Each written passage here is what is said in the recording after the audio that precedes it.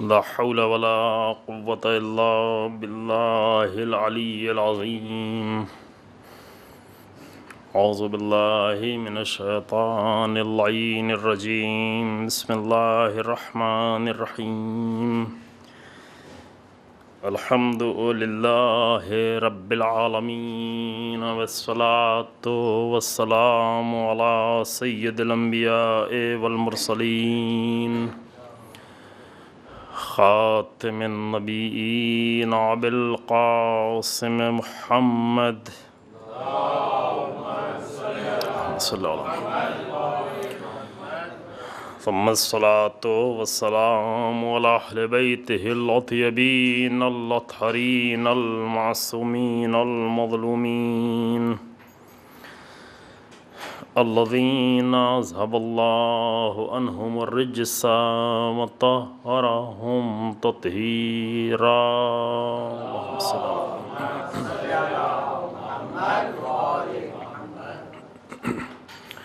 ولعنة الدائمة الباقية على أعدائهم أجمعين.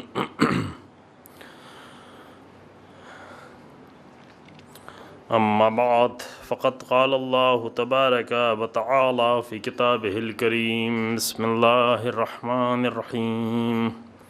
لقد كان لكم في رسول الله أسوة حسنة لمن كان يرجو الله واليوم الآخر وذكر الله كثيرا.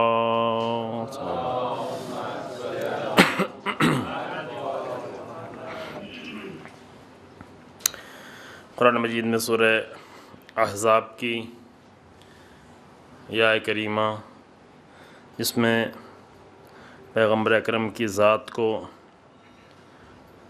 تمام بشریت کے لیے نمونہ عمل قرار دیا گیا ہے، اس آیت کے ذیل میں رسول اللہ کی نورانی سیرت کے موضوع پر گفتگو ہو رہی تھی۔ سیرت کے چند پہلوؤں کی طرف اشارہ کیا گیا۔ اس سلسلے کا یہ آخری آج کی گفتگو ہے، اور عرض کیا تھا کہ بہت سارے پہلو سیرت کے نہیں ذکر ہو سکے، اور شاید میں سب نام بھی نہ لے سکوں۔ آج کوشش کروں گا مختصر لفظوں میں اور نام کے طور پر چند اور پہلو کی طرف اشارہ کرتا چلوں آپ کی خدمت میں۔ اور یہ شروع میں عرض کیا گیا کہ سیرت پہ جب گفتگو ہوتی ہے تو فقط اس کے تاریخی پہلو کو نگاہ میں نہیں لیا جاتا، بلکہ سیرت سے وہ روشنی اور وہ ہدایت اور وہ الہام لینا ہے ہماری روحوں کو کہ جس کے ذریعے سے ہماری روح نورانی ہو جائے۔ رسول اللہ کی سیرت میں وہ نورانیت ہے کہ اگر ہماری روح اس سیرت سے آگاہ ہو جائے تو اس کے اندر بھی وہ نورانیت آ جائے گی۔ نمونے بھی آپ کے سامنے پیش کیے گئے کہ جتنی زیادہ رسول اللہ کی سیرت آتی گئی اتنی زیادہ اثر بھی آتا گیا اور نورانیت بھی آتی گئی۔ اگر صرف تاریخ کے لحاظ سے دیکھیں تو تاریخ بھی ایک اہم سبجیکٹ ہے اور ضروری ہے، بقول شہید مطہری رحمۃ اللہ علیہ کے کہ تاریخ ایک طرح کی انسان کے لیے جو ہے تاریخ ایک اس کی حیثیت انسانی زندگی کی ایک لیبارٹری کی حیثیت رکھتی ہے۔ تاریخ جیسے لیبارٹری میں بہت ساری چیزیں انسان تجربہ کرتا ہے، ویسے انسانی زندگی کے لیے خود تاریخ ہسٹری جو ہے وہ ایک لیبارٹری کی حیثیت رکھتی ہے۔ اسی لیے قرآن نے تاریخ پر بہت زیادہ غور کرنے کو بھی کہا ہے۔ یعنی قرآن میں متعدد آیتیں موجود ہیں جو تاریخ بیان کر رہی ہیں، البتہ تاریخی جہت سے نہیں، واقعات بیان کر رہی ہیں۔ ان واقعات پر غور و فکر کی دعوت دی جا رہی ہے قرآن میں جگہ جگہ پر، یہ وہ اپنا الگ سبجیکٹ ہے۔ لیکن تاریخ میں اگر سیرت کا پہلو شامل ہو جاتا ہے تو اس سیرت میں صرف لیبارٹری نہیں رہتی، صرف جو ہے تجربہ نہیں ہوتا، صرف آگاہی نہیں ہے، صرف انفارمیشن کی حد تک نہیں ہے، بلکہ سیرت جب اس میں داخل ہو جاتی ہے تو الہام ملنے لگتا ہے، روشنی ملنے لگتی ہے، نور ملنے لگتا ہے، ارادے میں انگیزہ پیدا ہو جاتا ہے، انسان حرکت میں آ جاتا ہے، اسے طاقت مل جاتی ہے، ولولہ اس کے اندر پیدا ہو جاتا ہے، اور سیرت کے ساتھ یہ کام بہت ہی آسان ہو جاتا ہے۔ انبیاء، تمام انبیاء علیہ السلام نے اپنی سیرت کے ذریعے سے انسانوں کی تربیت کی ہے، یعنی صرف اپنے کلام کے ذریعے سے تربیت نہیں کی۔ کلام خود ایک بہت بڑا حصہ ہے کہ وہاں تک ہم بالکل نہیں پہنچ پائے، بعض اشارے آپ کی خدمت میں آتے رہے، لیکن کچھ کلام کے بھی ہم نے خاص حصے لکھ رکھے تھے کہ شاید بعد میں وہاں تک فرصت ہو جائے، لیکن نہیں، بالکل نہیں ہو پائی۔ پیغمبر اکرم صلی اللہ علیہ وآلہ وسلم کے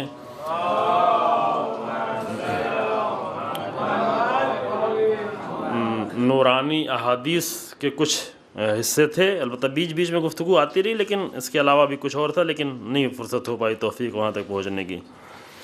لیکن جو مطلب عرض کرنا ہے وہ یہ کہ صرف کلام کے ذریعے سے نہیں، بلکہ کلام سے بھی زیادہ انبیاء نے اپنی سیرت کے ذریعے سے انسانوں کی تربیت کی ہے،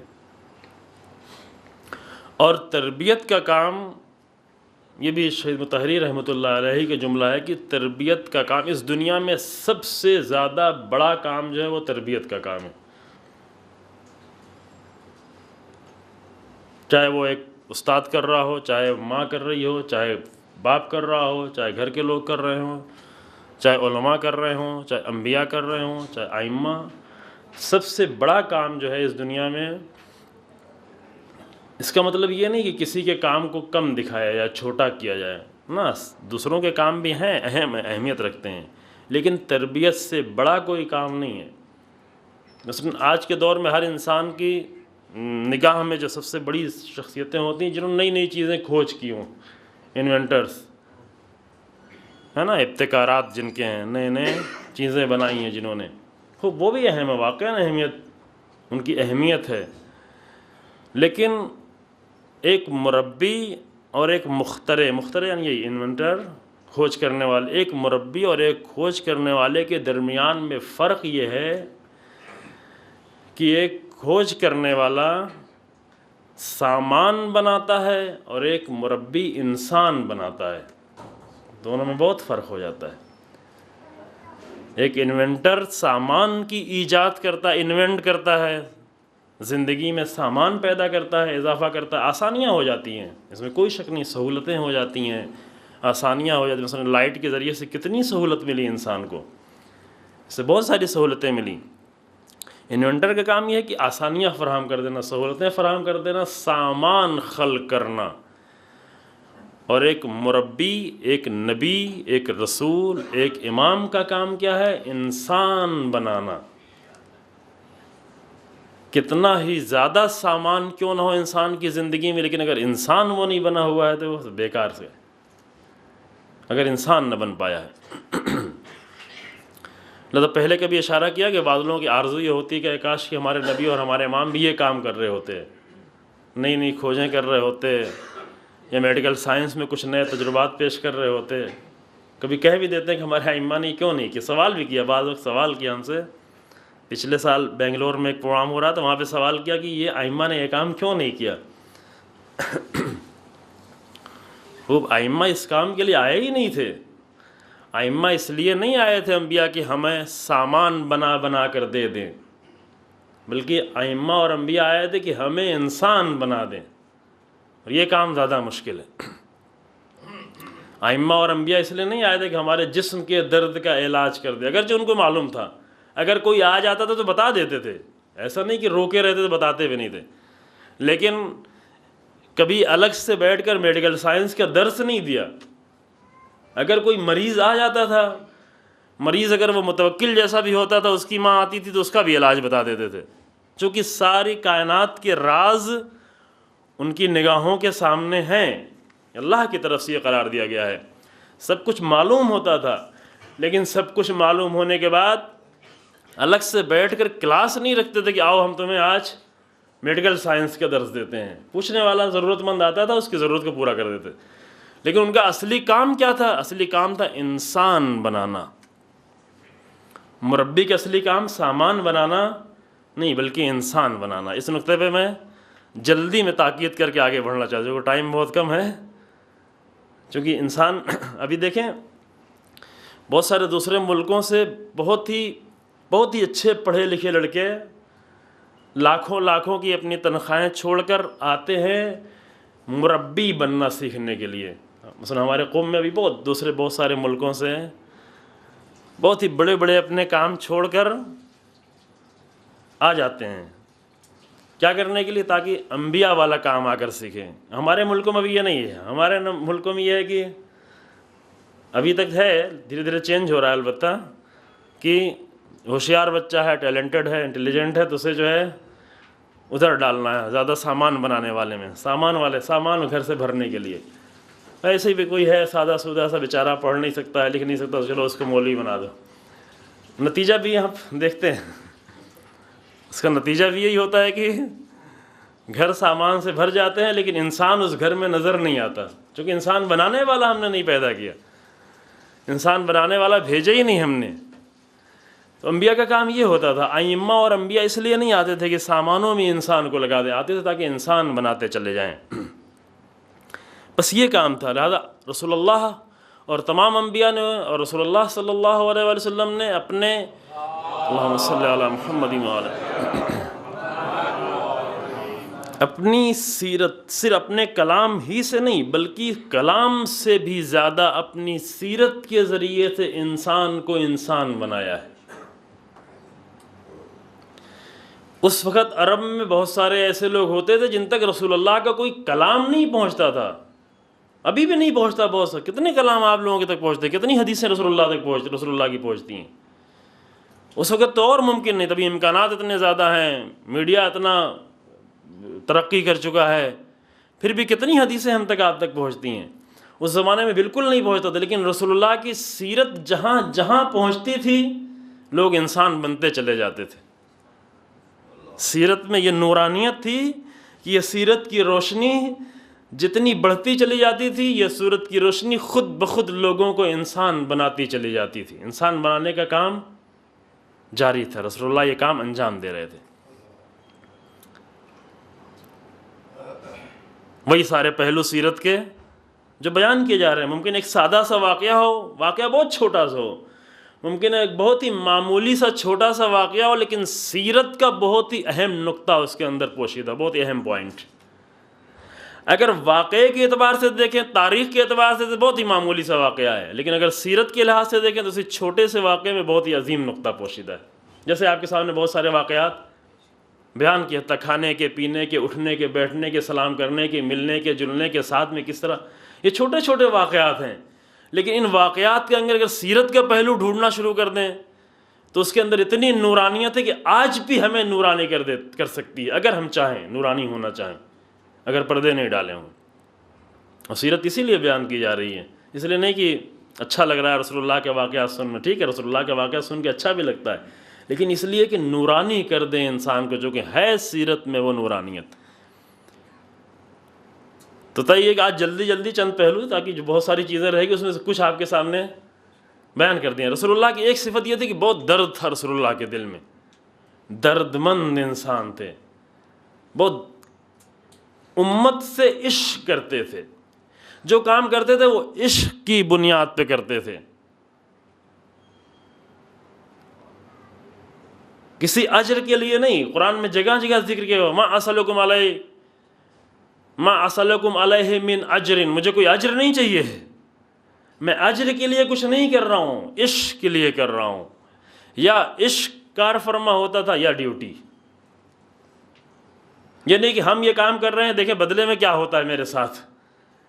یہ رسول اللہ کی کبھی نظر نہیں ہوتی تھی. جو عادت ہو چکی ہے ادھر، ہم لوگوں کی جو عادت ہو چکی ہے، اسی لیے اثر نہیں کرتی ہماری باتیں. رسول اللہ قرآن تمام انبیاء کے لیے اگر یہ جملہ کہتا ہے، تمام انبیاء کے لیے اور رسول اللہ کے لیے کہ ما اسألکم علیہ من اجر، ہم تم سے کوئی اجر نہیں چاہتے، ہمارا اجر پروردگار کی طرف ہے، پروردگار جانتا ہے، اجر لینے کے لیے نہیں آئے ہیں. اگر ہم تم سے، رسول اللہ نے تمام انبیاء نے کوئی بھی اجر نہیں مانگا، رسول اللہ نے ایک اجر مانگا. قرآن نے کہا کہ اگر کوئی اجر مانگا بھی جائے تو فہو لکم، وہ اجر بھی تمہارے لیے ہے، رسول اللہ کے لیے نہیں ہے. توجہ فرمایا آپ نے، صرف رسول اللہ نے ایک اجر مانگا ہے اور کسی نے اجر نہیں مانگا۔ اجر کیا مانگا؟ حکومت مانگی، قدرت مانگی، دولت مانگا، اقتدار مانگا، پیسہ مانگا، کچھ نہیں مانگا۔ کیا مانگا؟ قل لا اسألکم علیہ اجرا الا المودۃ فی القربہ۔ ہر نبی کے لیے ما اسألکم من اجر، ہم کوئی اجر ہمیں نہیں چاہیے۔ رسول اللہ نے آ کر ایک اجر مانگا، پھر قرآن نے بعد میں کہا کہ یہ جو اجر مانگا جا رہا ہے یہ بھی کس کے لیے؟ فہو لکم، یہ رسول اللہ کے لیے اجر نہیں ہے، رسول اللہ کو نہیں چاہیے اجر، یہ اجر بھی تمہارے ہی لیے ہے، کیونکہ اس اجر کے ذریعے سے بھی تمہاری تربیت ہونی ہے۔ محبت اہل بیت بھی انسان کی تربیت کا راستہ ہے، کیونکہ محبت ہوگی تو سیرت اپنانا انسان کے لیے آسان ہو جائے گی۔ دیکھیں کتنا رشتے سے رشتہ ملتا چلا جاتا ہے۔ محبت کا اجر رسول اللہ نے اس لیے مانگا کیونکہ اس کے بعد اب کوئی نبی آنے والا نہیں ہے۔ اس کے پہلے انبیاء آتے تھے لیکن بعد میں اور بھی نبی آنے والا ہے، اب رسول اللہ کے بعد کوئی نبی آنے والا نہیں ہے، تو رسول اللہ ایک ایسا انتظام کر کے جا رہے ہیں، سیرت کا ایک ایسا سلسلہ دے کے جا رہے ہیں کہ تم ان سے عشق کرتے رہو، عشق کے نتیجے میں ان کی سیرت سے نزدیک ہوتے چلے جاؤ گے۔ یہ بھی تمہارے لیے ہے، فہو لکم، یہ میرے لیے نہیں ہے۔ لہذا جو نبی درد جس کے دل میں ہوتا ہے وہ اجر کے پیچھے اجر نہیں طلب کر رہا ہوتا۔ لہذا نبی نے کبھی اجر نہیں مانگا، نہ مانگا، نہ دل میں آرزو تھی۔ بعض اوقات انسان مانگتا نہیں لیکن دل میں آرزو ہوتی ہے، تو جو ہے، لیکن رسول اللہ کے دل میں بھی کوئی آرزو، اجر کی کوئی آرزو نہیں تھی، صرف امت کا درد اور امت سے عشق، انسانوں سے رسول اللہ کو عشق تھا۔ عشق کو قرآن نے کیسے آگے بیان کیا، درد کو بھی قرآن نے آگے بیان کیا۔ دیکھیں یہ سیرت کے وہی پہلو ہیں جو ہم نہیں سنتے اور نہیں بیان ہوتے۔ عشق کو کیسے اگر قرآن نے بیان کیا، اس طریقے سے لَقَدْ جَاءَكُمْ رَسُولٌ مِّنْ أَنفُسِكُمْ عَزِيزٌ عَلَيْهِ مَا عَنِتُّمْ۔ دیکھیں کتنا درد بھی ہے اور کتنا عشق بھی ہے کہ رسول آیا تمہارے پاس، تمہیں میں سے رسول آیا، تمہیں میں سے میں نے انتخاب کیا، لیکن تمہیں ایک دوسرے کا کسی کا درد نہیں ہوتا، نہ عشق ہوتا ہے۔ رسول اللہ وہ ہے کہ عزیز علیہ ما عنتم، اگر تمہارے اوپر کوئی تکلیف ہوتی ہے تو رسول اللہ کے اوپر بہت ہی گراں گزرتی ہے یہ تکلیف۔ یہ قرآن آگے کہہ رہا ہے، یعنی کہ ہم نہیں کہہ رہے ہیں کہ لوگوں کو ہمیں آپ کا بہت درد ہے، ہمیں آپ کی تکلیف ہوتی ہے، نہیں، قرآن آ کر یہ مہر لگا رہا ہے۔ قرآن کیا کہ عزیز علیہ، بہت ہی گراں ہے، بہت ہی سخت ہے۔ عزیز کا لفظ جو آپ دعائے ندبہ میں پڑھتے ہیں، عزیز علیہ ما عنتم، تم کو کوئی تکلیف ہوتی ہے تو رسول اللہ کو بھی بہت درد ہوتا ہے۔ امت کی کوئی تکلیف رسول اللہ کے لیے درد کا سبب بنتی ہے۔ حریص علیکم، رسول اللہ تمہارے لیے حریص ہیں۔ حریص کا لفظ اردو میں بولا جاتا ہے لیکن غلط معنی میں صرف استعمال ہوتا ہے۔ حریص لالچی کے معنی میں نا، حریص بولتے ہیں نا، آپ لوگ بھی بولتے، اردو زبان میں یہ لفظ صرف غلط معنی میں استعمال، لیکن عربی میں صرف غلط معنی میں۔ رسول اللہ کی ایک صفت کیا تھی کہ حریص علیکم، رسول اللہ تمہارے اوپر بہت ہی حریص تھے۔ حریص تھے یعنی کیا؟ یعنی تمہاری بہتری، تمہاری بلندی، تمہاری اپلفمنٹ، تمہاری ترقی، تمہاری ہدایت، صرف ہدایت کی بات نہیں، ہر اعتبار سے، ہر خوبی، ہر بہتری کے لیے رسول اللہ حریص تھے کہ تمہیں کیسے ترقی مل جائے، تمہیں کیسے بہتری مل جائے، تمہیں کیسے نجات مل جائے۔ لہذا صرف حریص ایسا نہیں، دل میں صرف حریص تھے، ایسا رسول اللہ نے کیا کہ نجات مل گئی۔ امام علیہ السلام کا جملہ نہج البلاغہ میں پیش کیا تھا کہ کیسے رسول اللہ نے بدترین کو کس طرح بہترین میں تبدیل کر دیا خود اپنی زندگی میں، یعنی کہ بعد میں سب کچھ ہوا، رسول اللہ نے اپنی ہی زندگی میں تبدیل کر دیا۔ کیوں کیا؟ واقعاً اس لیے کہ سچ میں رسول اللہ حریص تھے، مومنین کے لیے حریص تھے، لوگوں کے لیے حریص تھے۔ وَبِالْمُؤْمِنِينَ رَعُوفٌ رَحِيمٌ، اور مومنین کے لیے رسول اللہ کی ذات کیا تھی؟ رعوف تھی، رحیم تھی، کیوں عشق تھا رسول اللہ کو لوگوں سے، اور درد تھا، درد اتنا تھا کہ کافروں کو دیکھتے تھے تب بھی رسول اللہ کو درد ہوتا تھا، صرف مومنین کی بات نہیں، حتیٰ کافروں کو بھی دیکھتے تھے رسول اللہ کہ یہ کفر کی حالت میں ہے، یہ گمراہی کی حالت میں ہے، یہ جہنم کے راستے پہ جا رہے ہیں، تو ان کو دیکھتے ہوئے رسول اللہ کو تکلیف ہوتی تھی۔ دیکھیں یہ صفتیں انسان پہ اللہ پیدا کرتا ہے مومنین میں، اگر مومنین میں یہ صفت، تھوڑا سا بھی یہ صفت پیدا ہو گئی، یعنی رسول اللہ کے اور انبیاء کے مومنٹ میں اپنے آپ کو شریک، جب تکلیف ہو لوگ کو، مسلمانوں کی بری حالت دیکھ کے انسان کو تکلیف ہو، اپنی جماعت، اپنی امت، اپنے محلے کے مومنین کی بری حالت دیکھے انسان اور تکلیف ہونے لگے۔ اگر کوئی تکلیف نہیں ہو رہی ہے، صرف اپنے آپ کو ہم بچانے کی فکر میں کہ ہم اپنی فکر کریں صرف، تو یعنی یہ ابھی اس سیرت سے آشنا نہیں ہوئے۔ لیکن اگر رسول اللہ کی اس سیرت سے انسان آشنا ہو جائے تو پھر اس کے دل میں بھی درد ہونے لگتا ہے، کیوں ایسا کر رہے ہیں؟ یعنی ہمارے یہاں دیکھیں، ہمارے بہت سارے عمل کیے جاتے ہیں دین کے نام پہ، لیکن بالکل بے مقصد، کوئی اس کا مقصد نہیں ہوتا۔ اب یہ سب کچھ دیکھ کے کسی انسان کو کوئی درد نہ ہو، کوئی تکلیف نہ ہو، اس کا مطلب کیا ہے؟ اس کا مطلب یہ ہے کہ رسول اللہ کی اس سیرت سے آشنا نہیں ہوا ہے ابھی۔ رسول اللہ کو بہت درد ہوتا تھا، حتیٰ رسول اللہ کو کافروں کو دیکھ کے درد، یہ کافر جہنم کی طرف جا رہے ہیں، کیوں جہنم کی طرف جا رہے ہیں؟ دیکھیں ہماری خواہش ہوتی ہے کہ زیادہ سے زیادہ لوگوں کو جہنم میں بھیج دیں، ہے نا؟ بالکل الٹا معاملہ ہے، ہم سب کو جہنم میں بھیجنے کی فکر میں لگے ہوتے ہیں، یہ جائے جہنم میں، وہ جائے جہنم میں، کافر جائے جہنم میں، منافق جائے جہنم، خیر وہ تو جا ہی رہا ہے، پھر مسلمان کو بھی جہنم میں بھیجنا شروع کر دیتے ہیں، پھر مسلمان کو بھی بھیجتے بھیجتے دل نہیں بھرتا تو آپس میں بھی ایک دوسرے کو جہنم میں بھیجنا شروع کر دیتے ہیں، بھیجتے ہیں نا، سب کو جہنم میں ڈال دیا۔ رسول اللہ کی صفت یہ ہے کہ رسول اللہ کی آرزو یہ ہے، خواہش یہ ہے، عمل یہ ہے کہ چاہتے ہیں کہ کافروں کو بھی جنت کی طرف کھینچ کے لے آئیں۔ وہ جو جہنم میں بالکل جا رہا ہے، وہ جو علی شفا حفرۃ من النار، قرآن کے جو لفظ ہے، جو بالکل جہنم کے دہانے پہ کھڑا ہوا ہے، رسول اللہ اسے بھی کھینچ کے لاتے، چلو جنت میں چلو، کہاں جہنم میں جا رہے؟ رسول اللہ سے نہیں دیکھا جاتا کہ انسان جہنم میں جائے، چاہے وہ کافر ہی کیوں نہ ہو۔ اصل دیکھیں رسول اللہ کی سیرت کیا ہے، رسول اللہ کو یہ گوارا نہیں ہوتا کہ حتیٰ کافر جہنم میں جائے۔ وہ جو اللہ شفا حفرۃ من النار، آتش کے دہانے پر ہے، اس کو بھی کھینچ کے رسول اللہ جنت تک لے آئے، صرف چاہا نہیں، صرف آرزو نہیں کی، لے آئے۔ قرآن آگے کہتا ہے کہ فَلَعَلَّكَ بَاخِعٌ نَفْسَكَ عَلَىٰ آثَارِهِمْ إِن لَمْ يُؤْمِنُوا بِهَٰذَا الْحَدِيثِ أَسَفًا۔ اے رسول کہیں اپنی جان نہ، دیکھیں درد کتنا رسول اللہ کو ہوتا ہے، یہ درد ہوتا ہے 2 مرتبہ قرآن، اے رسول کہیں اپنی جان نہ دے بیٹھیں آپ درد کی وجہ سے، اللہ اکبر، کہیں اپنی جان نہ دے بیٹھیں۔ فَلَعَلَّكَ بَاخِعٌ نَفْسَكَ، کہیں آپ کی روح نکل نہ جائے، عَلَىٰ آثَارِهِمْ، ان کافروں کی حالت کو دیکھتے ہوئے، ان کے آثار کو، ان لم یؤمنوا بهذا الحدیث اسفا، اگر یہ ایمان نہ لائے۔ یعنی یہ جملہ بتا رہا ہے کہ رسول اللہ کی یہ درد مومنوں کے لیے نہیں، مومنوں کے لیے تو ہے ہی ہے رسول اللہ کو درد، مسلمانوں کے لیے تو رسول اللہ کو درد ہے ہی ہے، یہ درد رسول اللہ کا کافروں کے لیے، اگر یہ کافر ایمان نہ لے آئے اور اپنے کفر کی وجہ سے جہنم کی طرف جا رہے ہیں، تو جہنم کی طرف جانا رسول اللہ کے دل میں درد پیدا کر رہا ہے، کیوں اللہ کا بندہ جہنم میں جا رہا ہے، اسے سنبھالو، اسے پکڑو، اسے روکو، اسے جنت تک لاؤ۔ پھر یہ کام کرنے کے لیے کیا چاہیے ہے؟ اس کام کے لیے ایک صفت اور چاہیے عزیزوں، میں جلدی جلدی آگے بڑھ رہا ہوں، یہ بہت ہی بڑی اہم صفتیں ہیں لیکن صرف اشارہ۔ ایسا کام کرنے کے لیے ایک صفت چاہیے جو رسول اللہ میں بہت زیادہ تھی، وہ کیا ہے؟ سینے کی کشادگی، اس کو کہتے ہیں عربی میں سعہ صدر، سینہ بڑا ہونا، دل بڑا ہونا۔ چھوٹے دل کے ساتھ یہ کام انسان نہیں کر سکتا۔ انسان کا دل اگر چھوٹا ہے تو یہ چھوٹے دل کا انسان،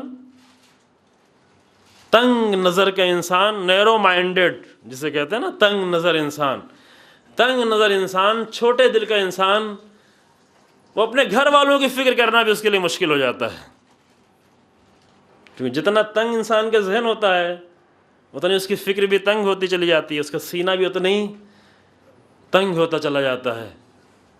وہ کس کو ساری فکر یہ ہو کسی طریقے سے ہم اپنے آپ کو بچا لیں، کسی طرح سے ہمارا عہدہ بچ جائے، کسی طریقے سے ہماری پوش بچ جائے، کسی طریقے سے ہماری عزت بچ جائے، کسی طریقے سب کچھ اپنا بچا لیں۔ رسول اللہ کو کسی کی بھی فکر نہیں، نہ رسول اللہ کو ایسے مقام پر، دیکھیں عزت جو اسلام کا سب سے بڑا درس ہے، لیکن جب دین کی تبلیغ کی باری آتی تو رسول اللہ وہاں اپنی عزت کی بھی فکر نہیں کرتے۔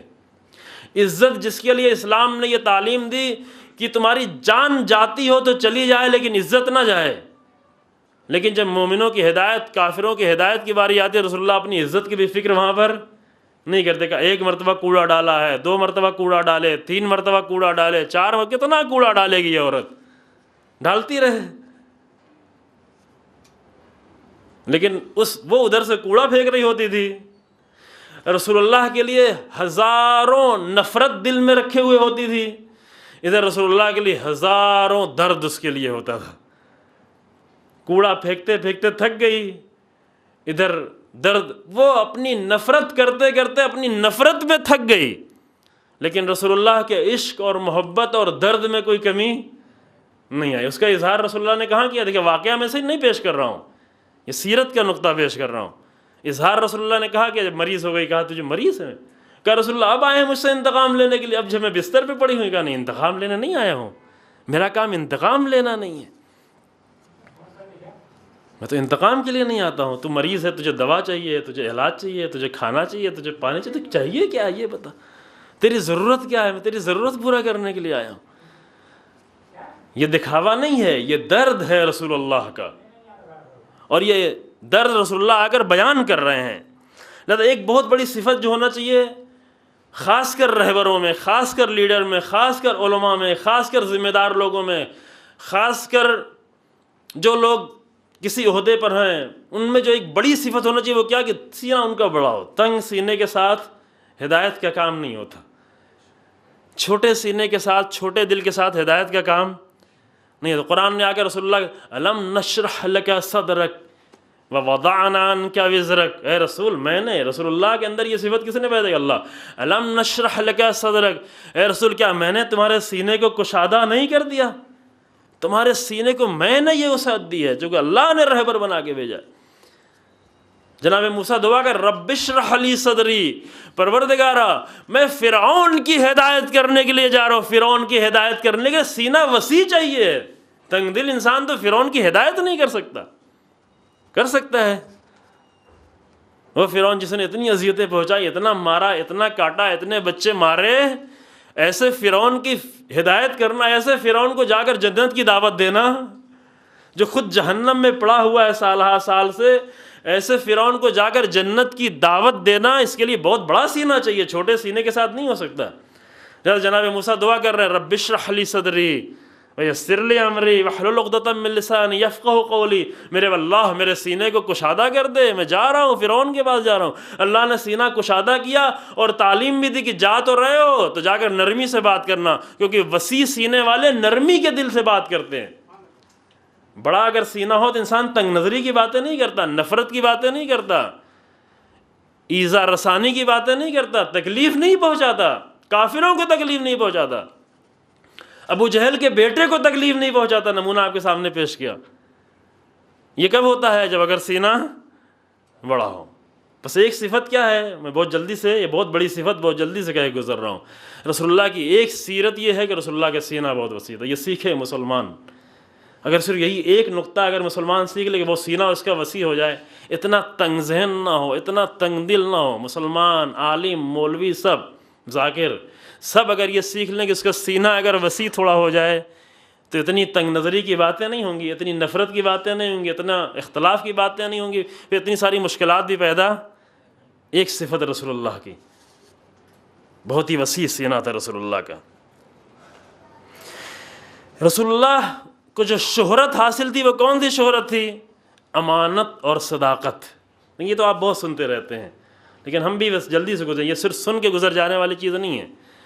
زمانے اعلان اسلام کے پہلے رسول اللہ کو شہرت حاصل تھی، ایسی شہرت تھی کہ حتیٰ شب ہجرت کافروں کو رسول اللہ کی جان لینے کی فکر تھی، لیکن پھر بھی اپنی امانت کے بارے میں کوئی شک نہیں تھا کہ میری امانت کہیں چلی جائے گی۔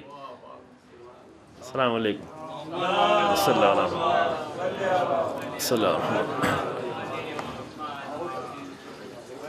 اس کے بارے میں کوئی شک نہیں تھا، کسی کو ذرہ برابر شک نہیں تھا۔ شہرت کی حد تک پہنچنا، یعنی کچھ کام تھے جو رسول اللہ، یہ نہیں کہ اعلان رسالت کے بعد جیسے کہ آپ کے سامنے پیش کیا کہ ظلم کے مقابلے میں کھڑے ہونا، یہ نہیں کہ رسول اللہ نے اعلان کر لیا اسلام کا اس کے بعد نہیں، بچپن ہی سے، شروع ہی سے، یعنی شروع کی سیرت تو ہم بہت بیان ہی نہیں کر پائے اس کم وقت میں۔ جوانی کے زمانے میں ایک ایسا گروہ بنا تھا کہ مکے میں کسی کے اوپر ظلم نہ ہونے پائے، رسول اللہ بھی اس گروہ میں شامل تھے۔ اور رسول اللہ بعد میں معاہدہ تھا، کچھ جوانوں نے مل کر، دیکھیں ایسے اگر جوان ایسے معاہدے کریں تو بہت ہی خوبصورت معاہدے ہیں. معاہدہ یعنی آپس میں میثاق کرنا، عہد کرنا، وعدہ کرنا ایک دوسرے سے. کچھ جوانوں نے مل کر یہ عہد کیا کہ اس مکے میں، چونکہ باہر سے لوگ آتے تھے اور لوگ کبھی کبھی ظلم کر دیتے تھے، حج کے لیے آتے تھے لوگ، کہا کہ کسی کے اوپر ظلم نہ ہونے پائے، اگر کسی کے اوپر ظلم ہوگا تو اس سے ہم جا کر لڑیں گے. رسول اللہ بھی گئے اس میں شریک ہو کہا ہم بھی اس تمہارے ساتھ ہیں. لا کر لوگوں کے حق کو پلٹاتے تھے، لڑتے تھے. یہ ساری پہلے سے رسول اللہ کی شہرت تھی. اور وہ شہرت جو صداقت کی شہرت، امانت کی شہرت. امانت صرف یہ نہیں کہ کسی کو لا کر 4 پیسے دیے اس کو پلٹا دیے، یہ بہت معمولی سی امانت ہے.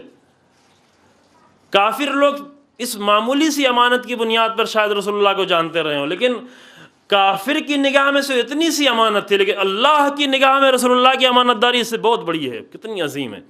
ساری امانتیں اللہ نے رسول اللہ کو دے دی. امانت کا ایک کلچر، امین اور امانت داری کا کلچر بنایا رسول اللہ نے.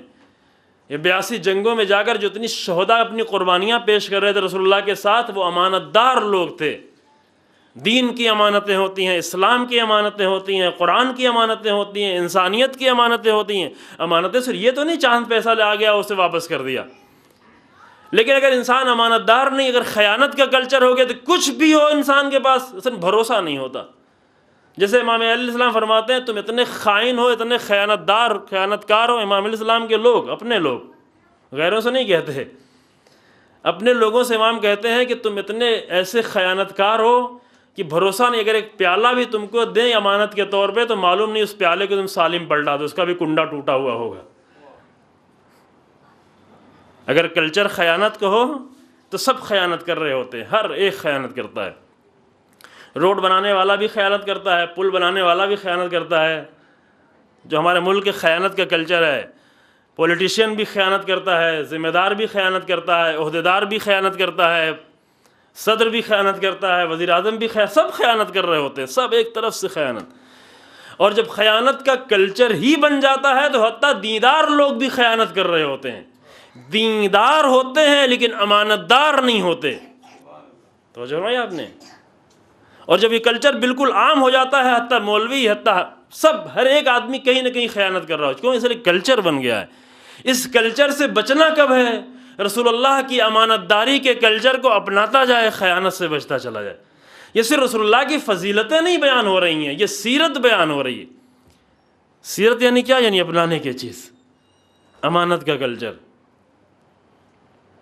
ہمارے ایک بزرگ کا جملہ ہے کہ اگر مسلمان صرف رسول اللہ کی اسی 2 صفت کو اپنا لیں، صداقت اور امانت، تو ساری دنیا کی منڈی پر ان کی حکومت ہوگی. اگر تجارت کے اعتبار سے، دنیا کے اعتبار سے بھی دیکھیں تو، کیونکہ 2 بنیادی صفت ہوتی ہے تجارت میں، ایک انسان سچا ہے، دوسرے ایک انسان امانت دار ہے. امانت میں خیانت نہیں. کہ میں اس کے پہلے آپ کے سامنے بیان کر، جو ایک ملک میں گئے، وہاں کا بعض ملکوں میں کہا کہ فلاں ملک سے ہم کو سامان لینا ہوتا لیکن اس ملک سے نہیں لیتے، اس ملک کا سامان جا کے کسی دوسرے ملک سے خریدتے ہیں. کیوں؟ اس لیے کہ اس ملک میں اگر جا کے خریدیں گے، دکھائیں گے کچھ، کنٹینر میں کچھ اور ڈال دیں گے. جو خائن لوگ ہیں، خیانت کار لوگ ہیں، خیانت کرنے والے لوگ ہیں. لہذا پروڈکٹ ہے اس ملک کی، لے رہے ہیں کسی اور ملک سے جا کر، کیونکہ وہاں امانت داری سے دے دیا جائے گا. تو اگر امانت داری صرف دینی میں نہیں ہے، امانت داری صرف چند پیسوں میں نہیں ہے، امانت داری اپنے عمل میں، امانت داری اپنے کام میں، امانت داری اپنے عہدے میں، امانت داری اپنی ڈیوٹی کے انجام دیں، ہر جگہ امانت ہے. امانت سے اگر جاپان کے لوگ کام کریں گے امانت داری اور سچائی سے تو انہیں بھی لوگ پسند کریں گے. ہاں تم بہت اچھا کام کرتے ہو، تمہیں اپنا پروڈکٹ مجھے دو، ہمیں چاہیے. اور اگر امانت داری سے ہم کام نہیں کریں گے تو کوئی ہمیں، رسول اللہ نے یہ صفت، رسول اللہ کی صفت ہے کہ ہر کام، جو بھی کام ہو وہ کیا ہو، وہ پوری امانت اور سچائی سے ایک کامل کام ہو. ناقص کام رسول اللہ کو پسند نہیں تھا. ناقص سمجھ رہے ہیں نا سب بچے؟ ناقص یعنی کیا؟ ہاں، انکمپلیٹ اور ایسا کام، ادھورا کام رسول اللہ کو پسند نہیں تھا. بیکار سا کام رسول اللہ کو پسند نہیں تھا. حتیٰ ایسا کام کہ جو بہت جلدی ختم ہو جانا، وہ بھی رسول اللہ کو پسند نہیں تھا کہ انکمپلیٹ ہو. حتیٰ قبر کا کھودنا، یہ ایک مرتبہ نہیں، 2 مرتبہ یہ واقعہ پیش آیا. ایک مرتبہ معاذ ابن جبل اور ایک مرتبہ رسول اللہ کے خود اپنے بیٹے کے ساتھ. قبر کھودنا، قبر کھودی جاتی کس لیے؟ تاکہ ابھی تھوڑی دیر بعد یہ مٹی پاٹ دی جائے گی، قبر کا کام صرف اتنا ہے کہ وہاں مردے کو رکھا اور اس کے اوپر مٹی ڈال دی گئی، اتنی تھوڑی دیر کے لیے، نہ کوئی اسے دیکھتا ہے نہ وہاں. ابھی تو ویڈیو فلم بناتے ہیں، اس زمانے میں ویڈیو فلم بھی نہیں بن رہی ہوتی. کون دیکھے کہ قبر میں کیسی کھودی ہے، بالکل صاف ہے قبر یا نہیں، اچھی سے کھودی گئی یا نہیں، صفائی کی گئی یا نہیں، برابر ہے یا نہیں ہے. لیکن رسول اللہ نے آ کے دیکھا قبر ایسی ویسی ٹیڑھی میڑھی کھودی. کہا یہ تم نے کیا کیا ہے؟ کہا رسول اللہ ابھی دفن ہی تو کرنا ہے، کیا کرنا ہے آخر مٹی ڈال دینا ہے. کہا نہیں، جو بھی کام کرو اتقان کے ساتھ کام، اچھا کام، بیکار سا کام نہ ہو. یہ رسول اللہ کی سیرتوں میں سے تھا. یہ چند صفتیں: سینے کا وسیع ہونا، امت کا درد ہونا، امت سے عشق کرنا، بغیر اجر کے عمل انجام دینا، شرح صدر ہونا، حسن شہرت، صداقت و امانت کی شہرت ہونا پہلے سے. یہ سب رسول اللہ کی صفتیں تھیں، سیرت تھی، جو سن کے ثواب لینے کے لیے نہیں ہے. میں نے عرض کی یہ ثواب لینے کے لیے نہیں مجلس پڑھی جا رہی، تقریر کی جا رہی ہے. اصلاً مقصد ثواب نہیں ہے. پہلے کبھی عرض کہ جو اصل ثواب والے دین نے بہت مشکل پیدا کر دی ہمارے لیے، جب ثواب کو مقصد بنا لیا. میں نے کہا آج ثواب اللہ کا کام ثواب اللہ دے گا، لیکن اگر ہم اپنا مقصد بنا لیں گے ثواب، تو ثواب ہی میں الجھے رہ جائیں گے، کام بھول جائیں گے، مقصد بھول جائیں گے. ثواب اللہ دے گا، اجر بھی اللہ دے گا. ہم اگر خود چاہیں گے تو بہت کم ملے گا، اللہ دے گا تو بہت ہی زیادہ ملے گا. ہمارا کام ہے کام کو، ڈیوٹی. اصل تمام ائمہ کی اور انبیاء کی زندگی کو اس پہلو سے مطالعہ کریں. میں نے اس کو بھی پھر ایک جملہ کہہ کے آگے بڑھاؤں کہ ہر نبی، ہر امام صرف اپنی ڈیوٹی کو انجام دینے کے لیے، وظیفہ اس کا کیا تھا. ہمارے ایک بزرگ ہیں ہندوستان کے، انہوں نے پوری کتاب لکھی اسی موضوع پر،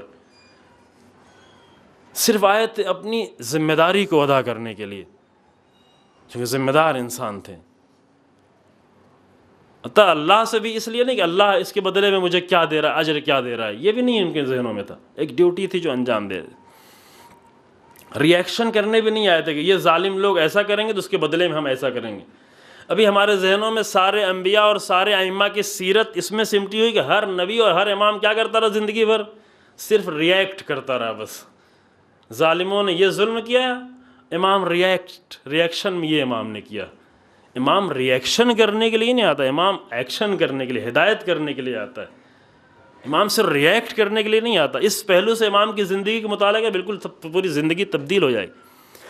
کربلا ایک پہلو کربلا کا ری ایکشن کا پہلو ہے کہ امام مجبور، امام کو مدینے سے نکالا گیا، امام کو مکے سے نکالا گیا، امام کو کوفے نہیں آنے دیا، امام کو آگے کربلا میں گھیر لیا گیا، امام کو مجبور کیا گیا، امام کو قتل کیا گیا. چاروں طرف سے یہ صرف امام ری ایکٹ کر رہے ہیں، ری ایکٹ کر رہے ہیں، ری ایکٹ کر رہے ہیں. لیکن ایک پہلو کہ نہیں، امام پہلے سے آمادہ ہیں، امام سالہ سال سے تیار ہیں، امام کے لیے سالہ سال سے تیاری ہے کربلا آنے کی. امام سالہ سال سے اپنے آپ کو تیار کر رہے ہیں کہ خود یزیدیت کو گھیرنا ہے، یزیدیت کو کربلا لانا ہے، یزیدیت کو کربلا میں لا کے گھیر کے مارنا ہے. ایک یزید مار رہا ہے آ کر جسم کو، ایک حسین ابن علی جو یزیدیت کو آ کر کربلا میں گھیر کے ایسی مار کربلا میں ماری گئی یزیدیت کو کہ قیامت تک جب بھی یزیدیت سر اٹھائے گی اس کو حسینیت کا خوف رہے گا. یہ ایکشن تھا، یہ کردار تھا. یہ ری ایکٹ نہیں کر رہے تھے امام. ری ایکشن کا پہلو وہ مظلومیہ وہ بھی ہے اپنی جگہ پر، ظاہری پہلو جو ہے، یعنی کہ ایک پہلو سے ہم انکار کر رہے ہیں، لیکن صرف ایک پہلو سے اگر امام کو دیکھیں گے تو صرف ایک پہلو نظر آئے گا، وہی جو پہلے آپ کے سامنے میں، یا ناقص سیرت سامنے آئے گی یا مسخ کی ہوئی الٹی سیرت، اور وہ تاثیر بھی نہیں ڈالے گی. اس لیے کربلا کے اتنا ہم ذکر کرتے ہیں، لیکن کربلا ہمارے اوپر تاثیر نہیں، فقط ثواب کی حد تک کربلا بھی ہمارے پاس. کربلا ہماری زندگیوں میں کوئی اثر نہیں ڈال پاتی. کیوں؟ اس لیے کہ مکمل سیرت کربلا کی، مکمل چہرہ کربلا کا ہمارے سامنے نہیں ہے. تو جو آپ نے ایک بہت اچھا طریقہ ہوتا ہے ان چند پہلوؤں کے بعد. میں نے کہا کہ آج آخری تقریر ہے اور متفرق چیزیں بیان کر رہے ہیں، بہت ساری چیزیں بچی، اس میں سے جتنا بیان کر سکے اس تھوڑے سے وقت میں. ایک بہت ہی اچھا طریقہ ہوتا ہے کسی انسان کو پہچاننے کے، دیکھیں اس کی پسند کیا ہے اور اس کی ناپسند کیا ہے.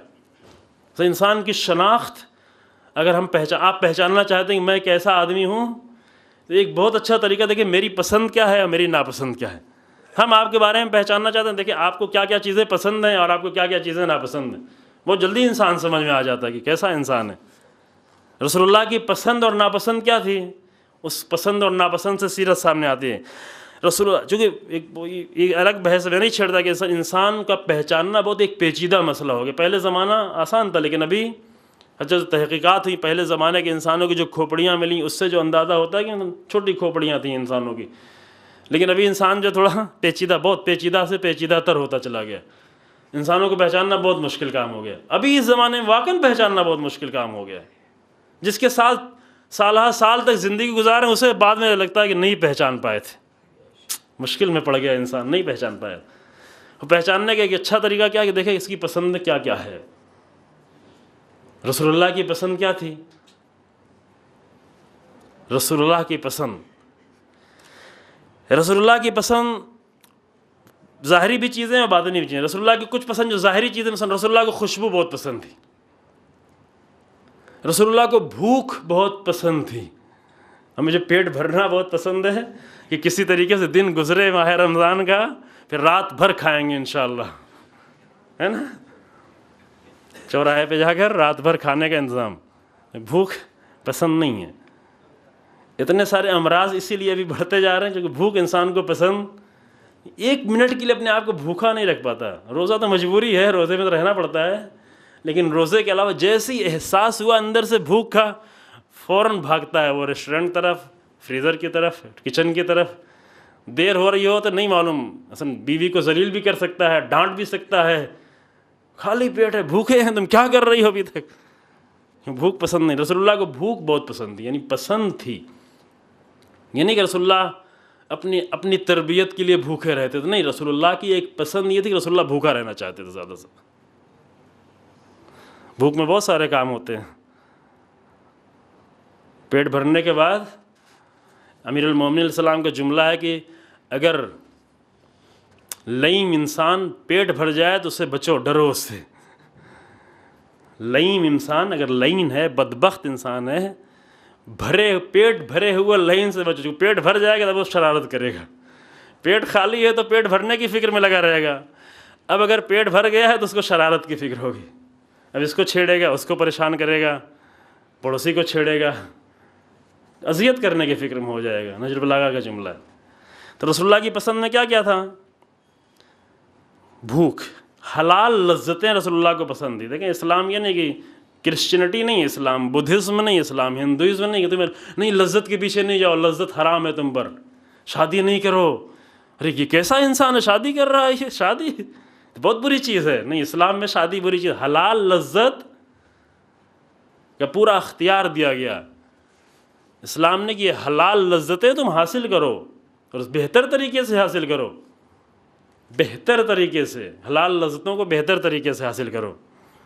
تواضع رسول اللہ کو بہت پسند، انکساری، بہت ہی منکسر تھے رسول اللہ۔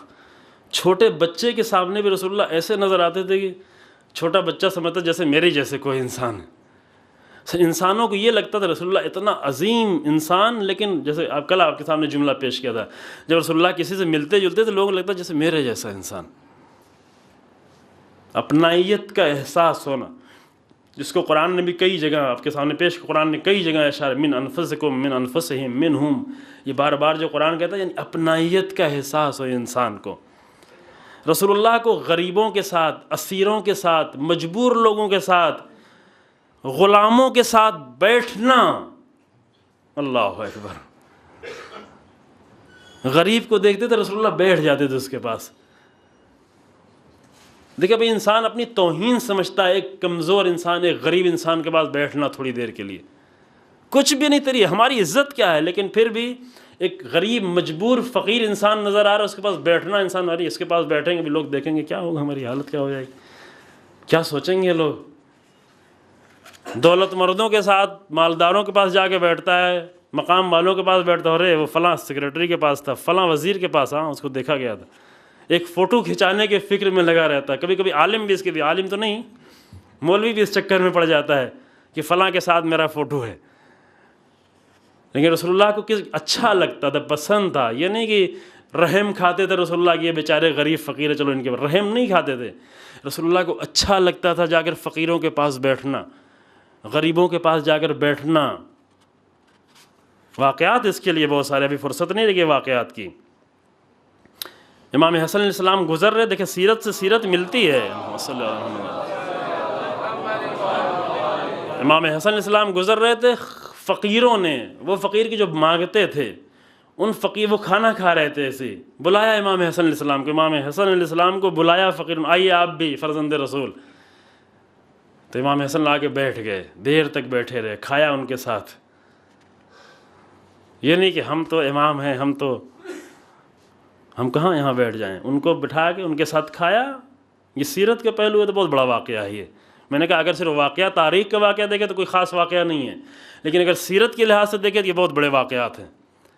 بیٹھے، ان کے ساتھ بیٹھ کے کھایا، اور پھر اس کے بعد ان سب کو دعوت دی کہ اب تم سب میرے گھر پہ آنا.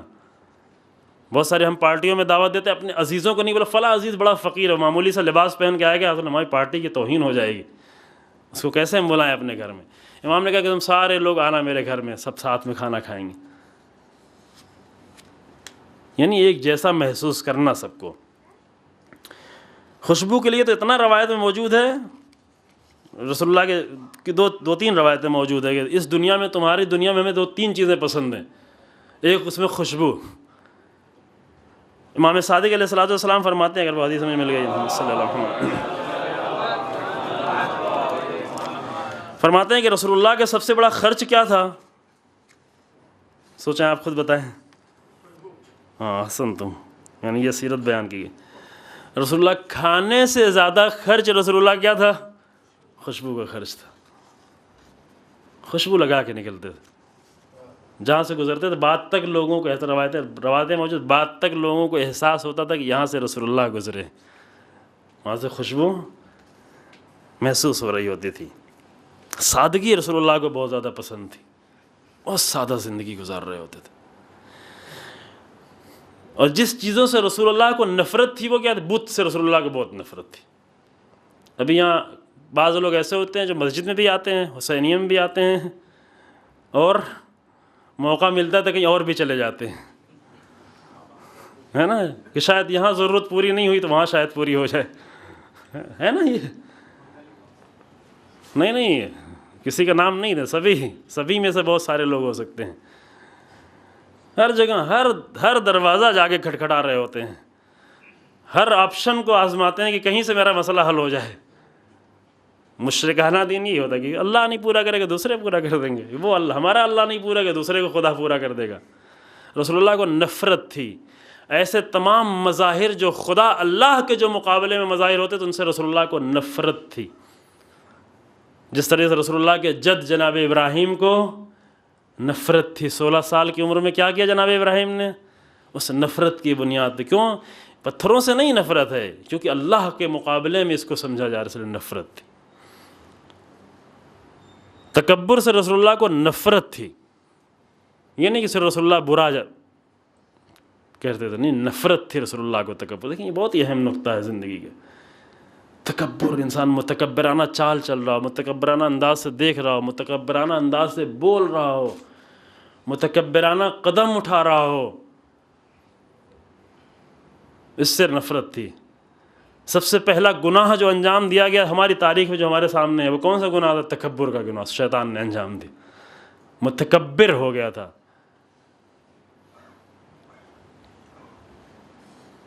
رسول اللہ کو تبعیض سے نفرت تھی کہ یہ اونچا ہے، یہ بڑا ہے. جو سسٹم، جو خاص کر ہندوستان کا سسٹم، پوری دنیا میں بھی شاید ہندوستان سے گیا ہوا ہے کہ یہ طبقہ، چھوٹے لوگ، غریب لوگ، فقیر لوگ، کوئی سر کے برابر ہے تو کوئی سینہ ہے تو کوئی ہاتھ ہے تو کوئی پیر ہے.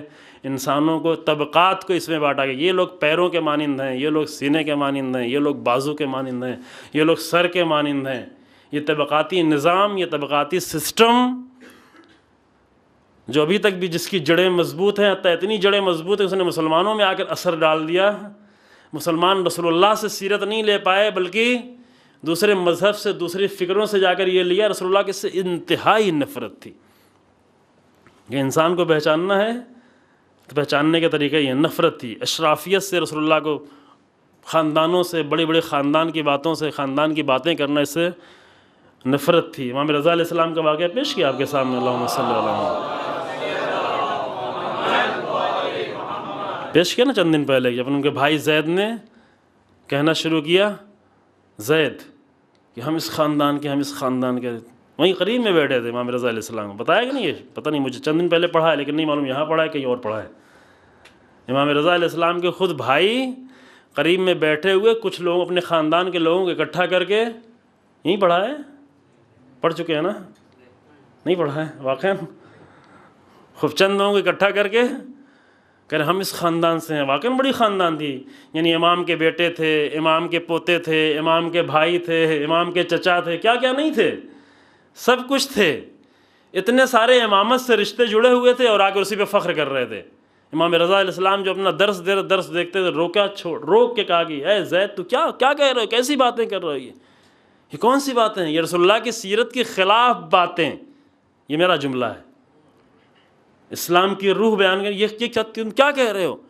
اگر اس خاندان کی بنیاد پہ تمہیں ساری فضیلتیں ملی ہیں، یعنی وہ یہ ظاہر کر رہا تھا ہم تو جنت میں چلے جائیں گے، ہمیں کیا ہے، ہم تو ایسے خاندان کے لوگ ہیں، ہمارے لیے کیا مشکل ہے جو ہم یہ کہہ رہے ہوتے ہیں، ہمارے لیے اصل مشکل کیا ہے؟ امام رضا نے اپنے بھائی سے کیا کہا ہے، اتنے رشتوں کے امامت سے، اتنے رشتوں والے انسان سے کیا کہا ہے امام رضا نے؟ کہا کہ زید، وہ والے زید نہیں، امام صلی اللہ علیہ وسلم کے بیٹے زید ہیں، وہ بہت ہی عظیم انسان ہے جنہوں نے انقلاب کیا تھا، جن کے شہادت پہ امام صلی اللہ علیہ وسلم نے گریہ کی، وہ دوسرے زید ہیں، یہ امام رضا علیہ السلام کے بھائی ہیں۔ کہا تم کیسی باتیں کر رہے ہو، کہ یہ فخر فروشی کیسی کر رہے ہو، کس بات پہ فخر کر رہے ہو، خاندانوں پہ فخر کر رہے ہو؟ یعنی وہ معیار جو آ کر رسول اللہ نے توڑ دیا تھا، اس معیار کو تم دوبارہ زندہ کرنا چاہ رہے ہو۔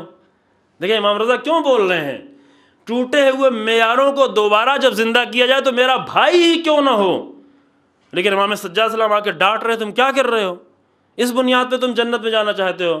اور پھر دلیل دی امام نے، کہ اگر خاندانوں کی بنیاد پر کوئی جنت میں جائے کہ امام کا بھائی ہے، امام کا بیٹا ہے، امام کا پوتا ہے، امام کا چچا ہے، امام کا دادا ہے، اس بنیاد پر کوئی جنت میں جانا چاہے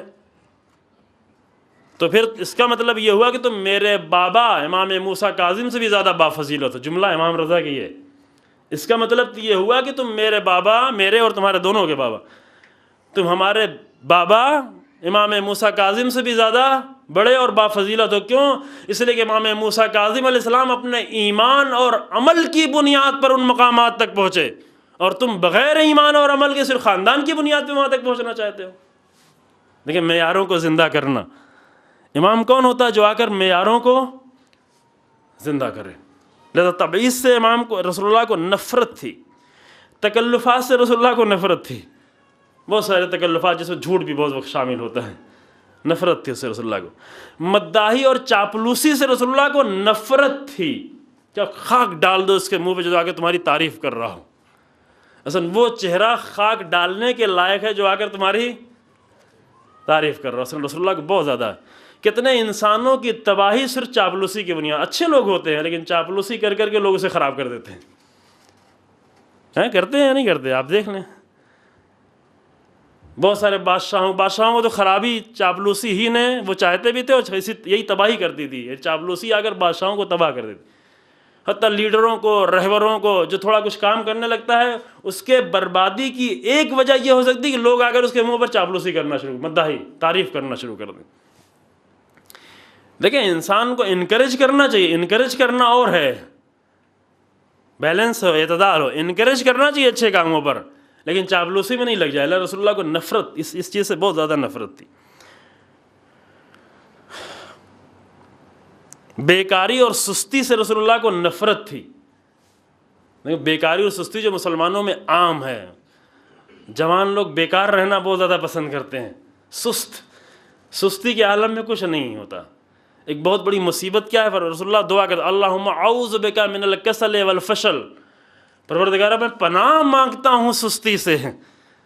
رسول اللہ جو اتنا لمحے لمحے اپنی زندگی کے لمحے لمحے کردار انجام دیتے تھے، اقدام کرتے تھے، وہ رسول اللہ سے پناہ مانگتے تھے، میرے پروردگار سستی سے میں پناہ مانگتا ہوں۔ دیکھیں سیرتیں کیا ہوتی ہیں، سستی انسان کو تباہ، سستی قوموں کو تباہ کر دیتی ہے۔ سستی قوموں کو ہمیں نمونے بیان کرنے کی فرصت نہیں رہ گئی۔ سست قومیں، امام علیہ السلام نے سستی پہ فریاد کی، تم لوگ کتنے سست ہو، یہ نفرت کی چیزیں تھیں۔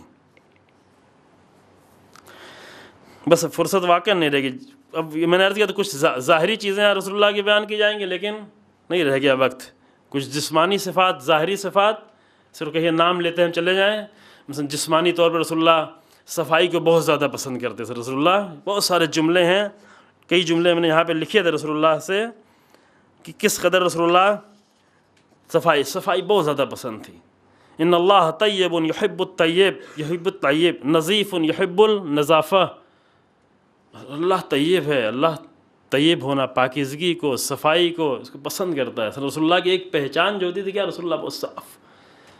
رسول اللہ کئی مرتبہ کنگھی کرتے تھے. رسول اللہ کی تکیے کے نیچے کنگھی ہوا کرتی تھی، ساتھ میں کنگھی ہوا کرتی تھی، مسواک ساتھ میں. امام علیہ السلام فرماتے ہیں رسول اللہ اس قدر مسواک کرتے تھے ہم یہ سمجھتے تھے رسول اللہ کی اسلام مسواک کرنا واجبات میں سے ہوگا، ہے نا، یعنی اس قدر صفائی ہی.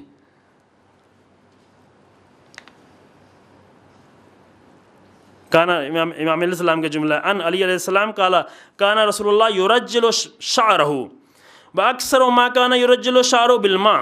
اپنے بالوں کو کنگھی کرتے تھے، پانی لگا کر کنگھی کرتے تھے، ہے نا، اچھے طریقے سے. بال رسول اللہ کے زلفیں تھیں، پانی لگا کر بہت ہی اچھے طریقے سے رسول اللہ کنگھی کرتے تھے. اور کہتے تھے کفا بالماء طیبا للمؤمنین، مومنین کے لیے پانی جو پاکیزگی کے لیے بہت ہی کافی ہے پانی. عائشہ نے ایک مرتبہ دیکھا رسول اللہ کا شیشہ، روایت میں موجود کانا رسول اللہ ینظر فی المرآہ ویرجل جمتہ ویتشمت. رسول اللہ اصلا آئینہ دیکھتے تھے، آئینہ دیکھتے تھے. اس زمانے میں جہاں آئینہ اتنی آسانی سے فراہم نہیں، رسول اللہ دیکھتے تھے باقاعدہ. یہ روایت عائشہ کی ہے کہ دیکھا رسول اللہ کا ایک مرتبہ آئینہ نہیں تھا، پانی میں اپنے چہرے کو دیکھ رہے تھے. یہ صرف ایک واقعہ نہیں ہے، دیکھیں یہ ایک انسان کی پورا چہرہ جو ہمارے سامنے آتا ہے. ایک مومن کا چہرہ کیسا ہونا چاہیے، یہ نہیں کہ صرف نمازوں میں لگا ہے، عبادتوں میں لگا ہے، لیکن اتنا گندا ہے کہ دوسروں کو دیکھ کے بیزاری ہوتی ہے، کہ بیزار ہو جاتا ہے انسان. ایسا مومن نہیں چاہیے اللہ کو. اللہ مومن کی عزت چاہتا ہے.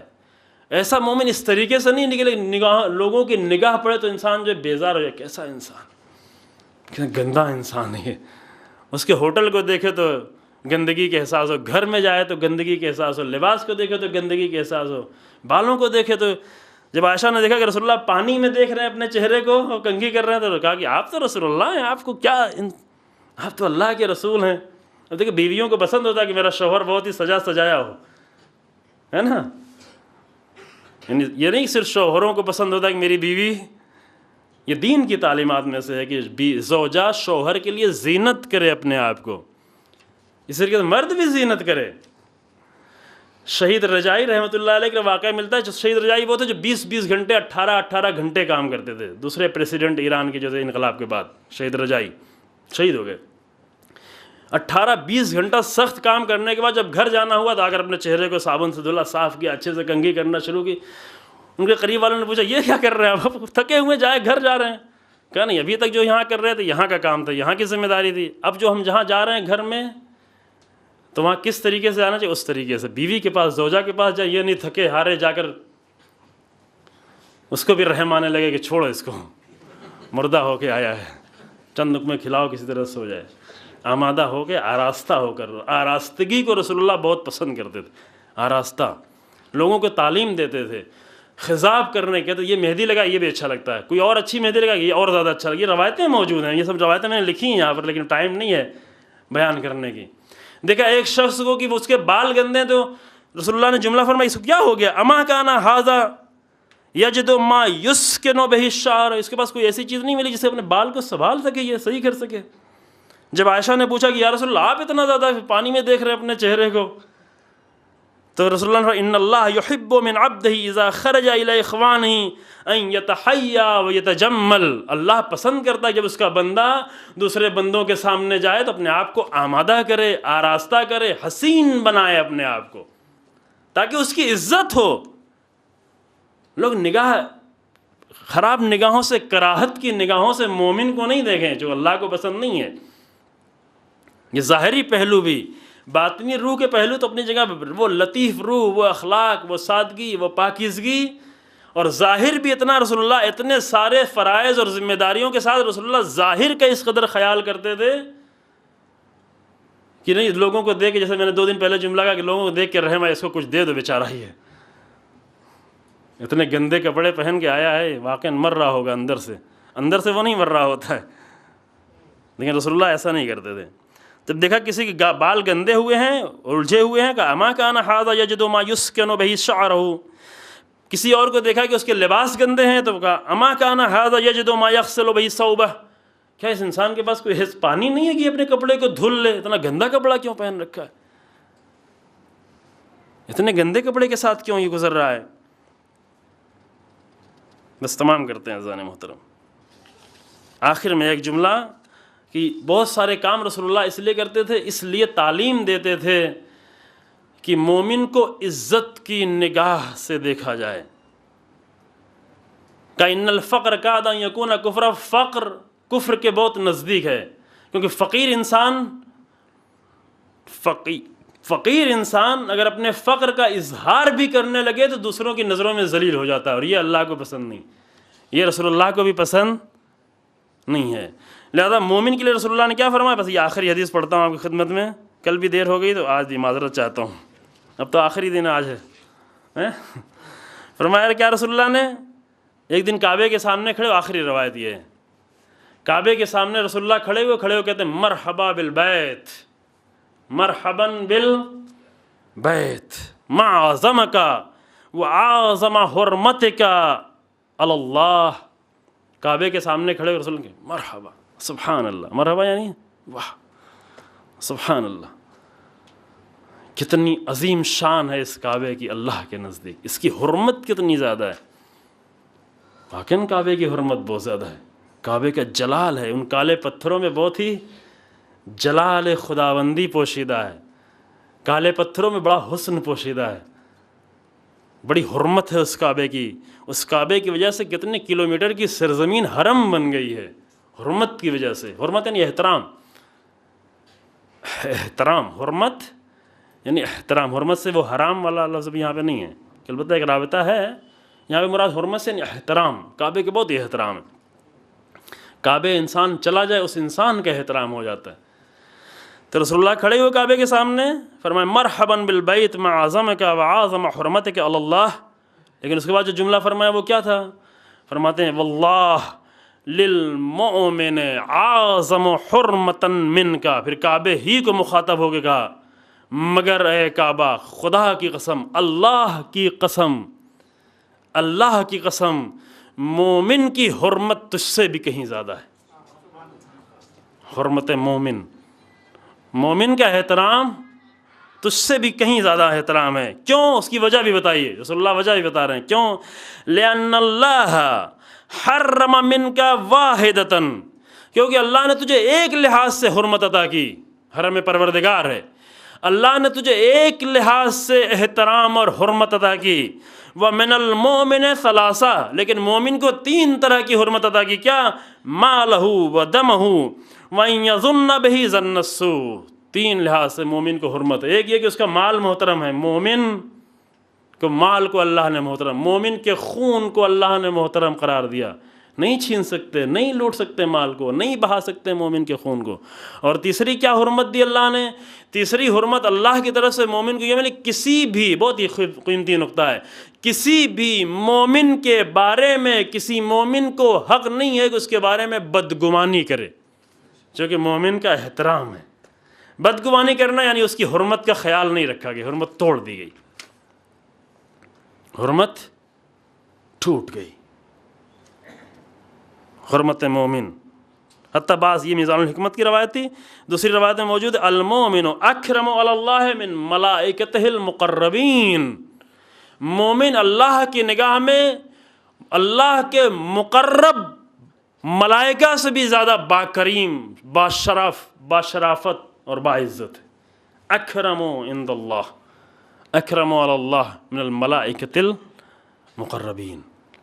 یہ کیوں ہے؟ تاکہ انسان کو عزت عطا کریں۔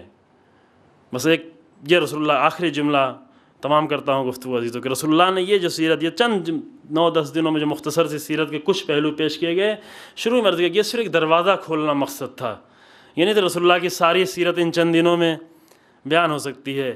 کچھ سیرتیں اپنائی جائیں تو خدا کی طرف سے خود نورانیت ملنا خود بخود شروع ہو جاتی ہے۔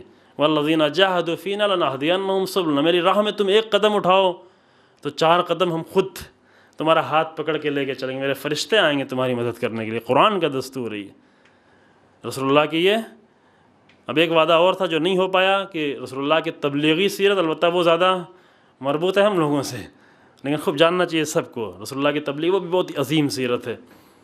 ایک جملے میں اگر کہیں تو ہم کہہ سکتے ہیں رسول اللہ کی تبلیغ کا آغاز ہوتا ہے توحید سے، اور رسول اللہ کی تبلیغ کا انجام ہے ولایت۔ توحید حسن مطلع تھا رسول اللہ کا، ولایت حسن مقطع ہے۔ ان دونوں کے درمیان میں رسول اللہ نے مومن کی تربیت کی، انسانوں کی تربیت کی، پوری بشریت کی تربیت کی۔ یہ نہیں کہ صرف مسلمانوں پہ ان کا اثر ہے، نہیں، رسول اللہ کی تربیت کا اثر اگر غیر اپنا لیں گے، وہ اپنے آپ کو مسلمان نہ بھی کہیں، لیکن رسول اللہ کی سیرت اگر وہاں پہنچ جائے گی تو وہ سارے اثرات ان کو ملنا شروع ہو جائیں گے۔ چونکہ قانون ہوتا ہے، قانون کسی خاص کے لیے نہیں، یہ میرا بندہ ہے، میرا خاص بندہ ہے، نہیں، یہ سب نہیں۔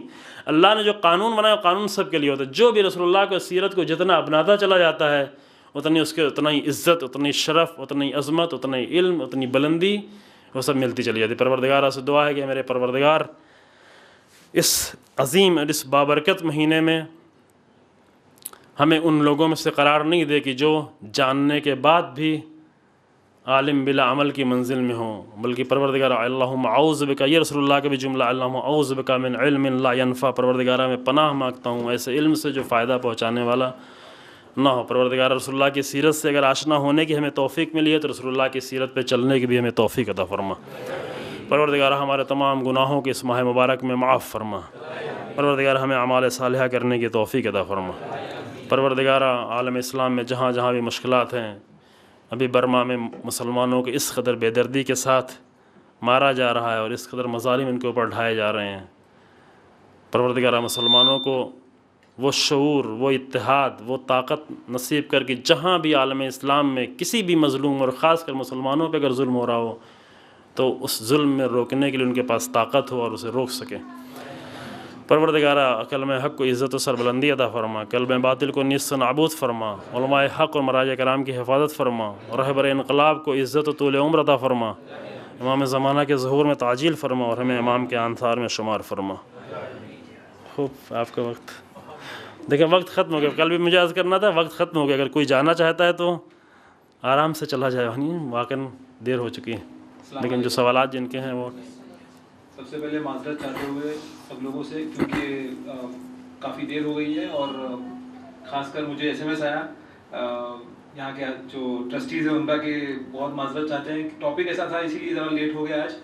انشاءاللہ امید ہے آپ لوگوں کو پرابلم نہیں ہے اس میں۔